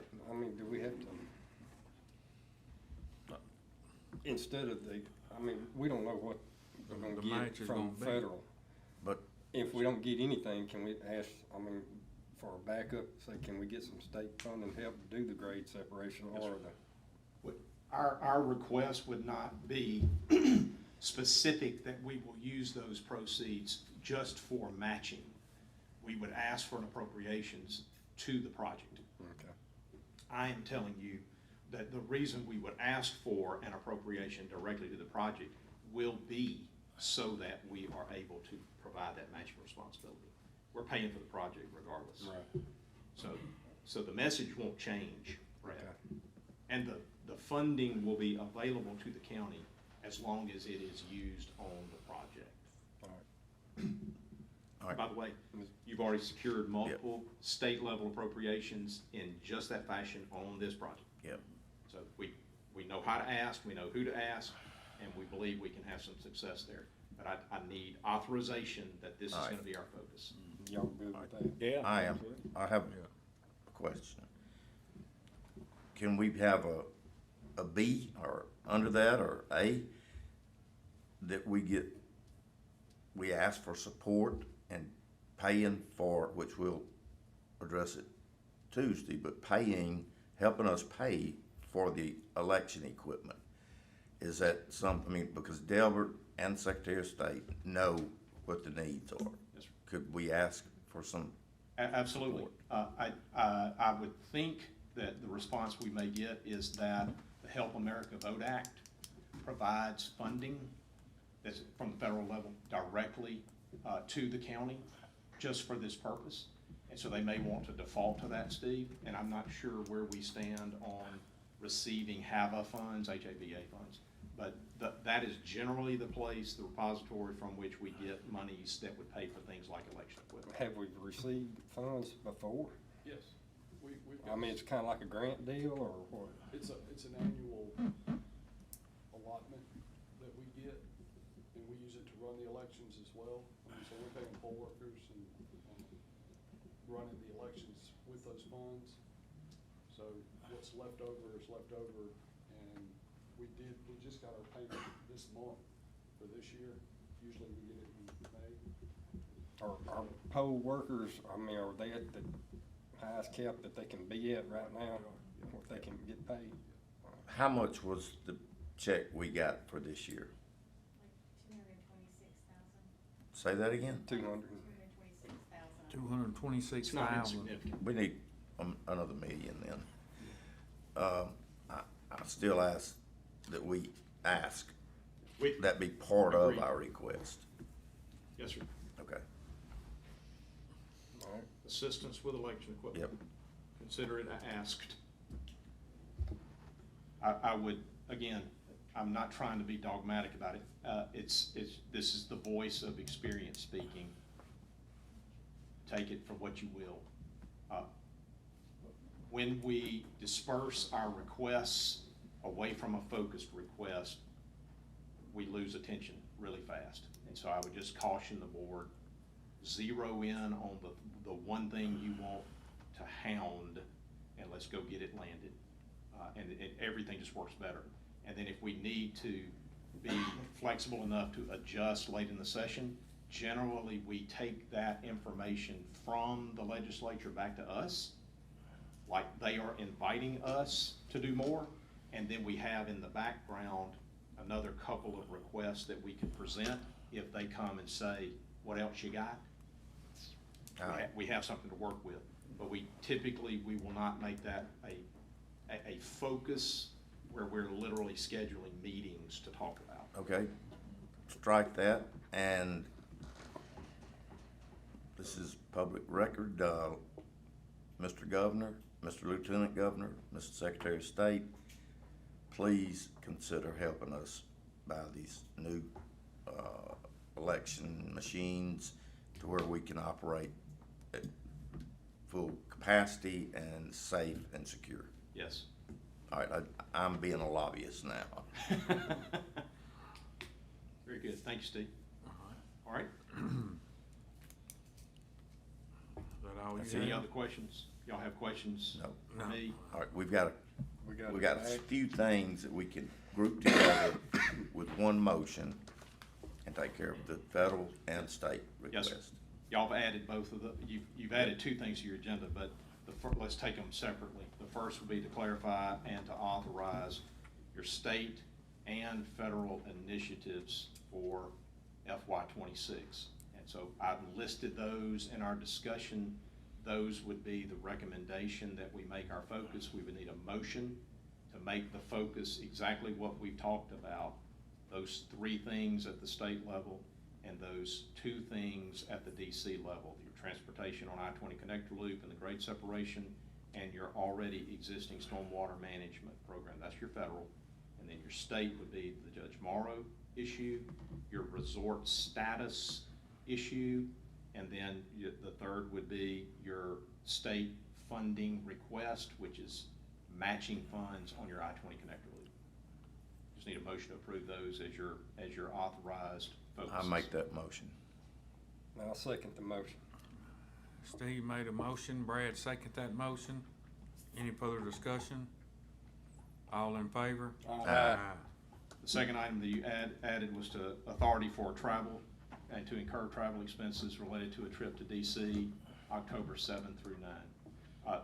There has been an effort made to pare that entourage down so that the expenses associated with that trip this time would be limited in comparison to other trips that we've made in recent days. We would request authority to send a team of 4 to DC this time. Normally we take 6 with us, so this would pare it down significantly to 4. That'd be Ryan Herndon, myself, Trey Jones, and Garrett Wright, your new Economic Development Director Executive, who we would like to introduce to everyone in DC so that they get name and face together and give him an opportunity to talk in DC about his focus on economic development in Rankin County and how that relate. By the way, he would be there to support your initiative, specifically your grade separation initiative, and would be well-versed and speak on that issue favorably on your behalf. So that would be the team that would go, and we just need authorization to incur those travel expenses associated with that trip, October 7th to 9th. I make that motion as long as I'm not included on that team when it comes. We decided on this trip with Garrett, we would just let him be the face this time for the county. Yep. And so he'll be our specific representative on your behalf.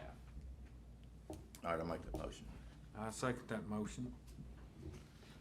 Steve made a motion, I second the motion. Any further discussion? All in favor? Aye. Motion carries. I have no need for an executive session. I do. Hey, I've got one thing on there. Hey, you left out an additional business here. Discussion 1049 Ridgeside Drive, Rock. It's only on Steve's, it's only on Steve's. Okay, I'm sorry.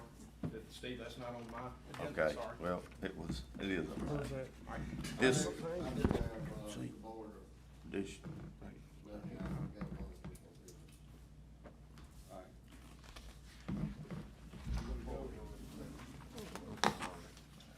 it's in my district, I guess. This one. I want to commend y'all on your earlier act with the fire department. I think that was a great deal. Thank you for your support. Yeah, well, I'm talking to you as a citizen, kind of backing up as public comment. You know, I've kind of had some experience here in the last few months with a few issues. Yesterday kind of really hit home. Son was coming home from work, noticed something strange at the neighbor's driveway. Turned around, come back, young man was having a seizure in the car. So, at my house, cell phones don't work down our way. So he kinda had to make a split decision, quarter mile up to my house, it works there. He goes up there, tells his mama what's going on, gets her to call 911. He immediately goes down, starts trying to get into the car. In the process, they called me, which I'm in the field, and I start working my way that way. Probably the only one in the family with least medical training of any of us. But seizure, I don't know what to do with it either, you know, so it was kind of a touchy situation, and I mean, this went on for probably 20 minutes. Not knocking nobody, first responders come, everybody come like it was supposed to, you know, but I think we've got to strongly look at something in the county, more of a medical training, and that's what I'm kind of talking to y'all about.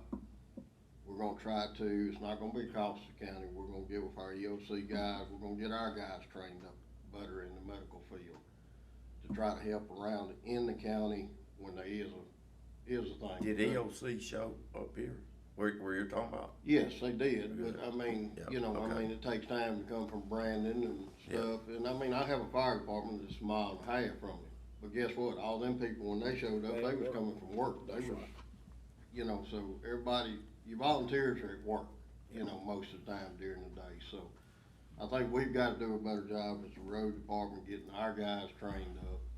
So if you do hear a call, we can get out and at least help, you know, better with that. And if y'all okay with that, it's Sure. just something we're gonna work with EOC with Sure. on our side to try to get trained up better and get our guys to where they can respond. I mean, Reservoir's great, they do a great job of responding up there, I work close with those.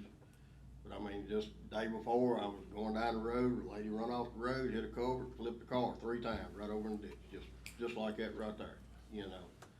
Do And you have anybody from the road department that lives close to Steve where they can get trained? I do have some. Hey, Been there. But I mean, you get in these rural areas like where Steve lives, I live, Sid lives in a rural area. I mean, phone service is very limited, but you know, he did make a quick decision. I mean, it's hard to leave somebody, but he knew he had to get somebody on the phone. I understand, and I support you maybe having your foremans, have some training, that's fine. I mean, you can handle it in your budget, and so. We're not gonna buy no equipment or Well, nothing I like understand, that, but we will Basic take it. CPR stuff, I mean. Well, I mean, we're trained in CPR, but just like me, a seizure victim, I really didn't know what to do with it. Right. You know, I mean, I'll be honest with you, besides get him out and keep him on his side, about all I knew what to do, you know. But, I mean, this young man was, well, they induced a coma, he's in ICU. Oh, Lord. So, he was in bad shape. We don't know how long he was like that. But I it know was just a somebody car, he found just noticed a car, something different in the driveway, you know. And I think what I'm saying is everybody needs to observe things.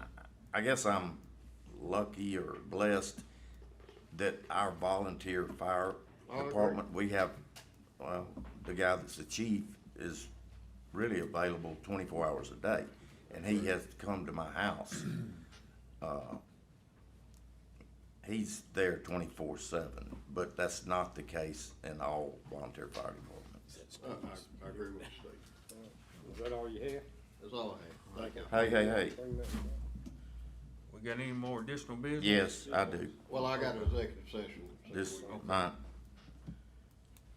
I've got a road, in North Brandon Estates that has, I don't know, maybe a 30-inch culvert that goes under the road, and where it comes out, that ditch just off Is that it? the road makes a hard, right there, makes a hard 90, and if you can see the ditch, normally that would be a road drainage, and it is a drainage, but the way that this was engineered years ago in North Brown Estates, that ditch makes a hard 90. We have maintained it to a point right before you hit the 90, and that means we have put some riprap, not a lot, maybe a dump truck load there. But we didn't, and we did infer to them that we could come back later and address it. All right, where it makes the hard 90, just put that one up there. All right, right there, in that hard 90, I'm not talking about going on down that ditch. That hard 90 with the tight rains that we have had, and seems like we're gonna continue to have, which is faster and more furious rains, has eroded that elbow, the back wall on that right there. And I'm asking the board to give us special authorization to rock that 90-degree turn and not further than where that red line is pointing on that ditch. Okay. Just special authority, probably 1 or 2 dump truck loads of riprap, and place them in there at that 90 before, it's gonna be a big, bad problem if we don't address it now. I'm good with it. So Steve, that would be a motion to add that item to Yes. the agenda for Yeah, consideration. It's on his agenda, but. Discussion of 1049 Ridgeside Drive, and she probably put that on mine to remind me to bring it up. Is that your motion? Yes. I'll second that motion. Steve made a motion to add, Brad seconded that motion. Any further discussion? All in favor? Aye. Let me see if I can stand the motion up, so that it's clear on the record what's happening. There is specific authority under Mississippi law for the board to make a finding that it is necessary for purposes of health, safety, and welfare for the county to, with permission of the property owner, to go on to private property and to effectively address an issue of public safety, public health, public welfare, on the private property, to expend county taxpayer dollars to address an issue on the private property with permission. That's Mississippi Code annotated section 19-5-92.1. If you make that finding that is necessary in this case to do that, with the permission of the property owner, then Mike would be authorized to take that action and to address the situation as discussed. And it would be necessary then, as a follow-up, for me to remind the property owner that the county is not acquiring a right-of-way, is not taking an ownership interest in the property, and is not inheriting anything on private property for permanent maintenance. It's simply to address this particular issue in the short term and hope that it provides a long-term solution. It'd be necessary for that property owner to have that in writing so that we don't have any misunderstanding later that somehow the county has inherited public maintenance responsibility there. I make that motion. I second that motion. We voted to add it. I guess this is to approve. This is the motion that Steve's making now, is to make a finding under 19.5, 92.1, that it's necessary for the county to go onto the private property with permission and to effectively correct the erosion issue that's been demonstrated here. All right, Steve made the motion, I second the motion. Any further discussion? All in favor? Aye.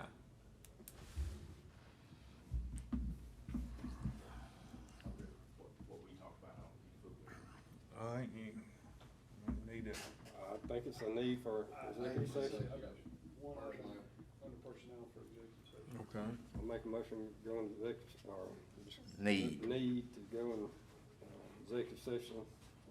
Personnel. Mike, you said you had something for executive. Oh. Brad made the Alright. motion for the need to go in executive session. So discuss personnel. Dr. McLeod, second that motion. Any further discussion? All in favor? Aye. Aye. And I'll make a motion to go in executive session. Second. Brad made a motion, go in executive session. Dr. McLeod, second that motion. Any further discussion? All in favor? Aye. Aye.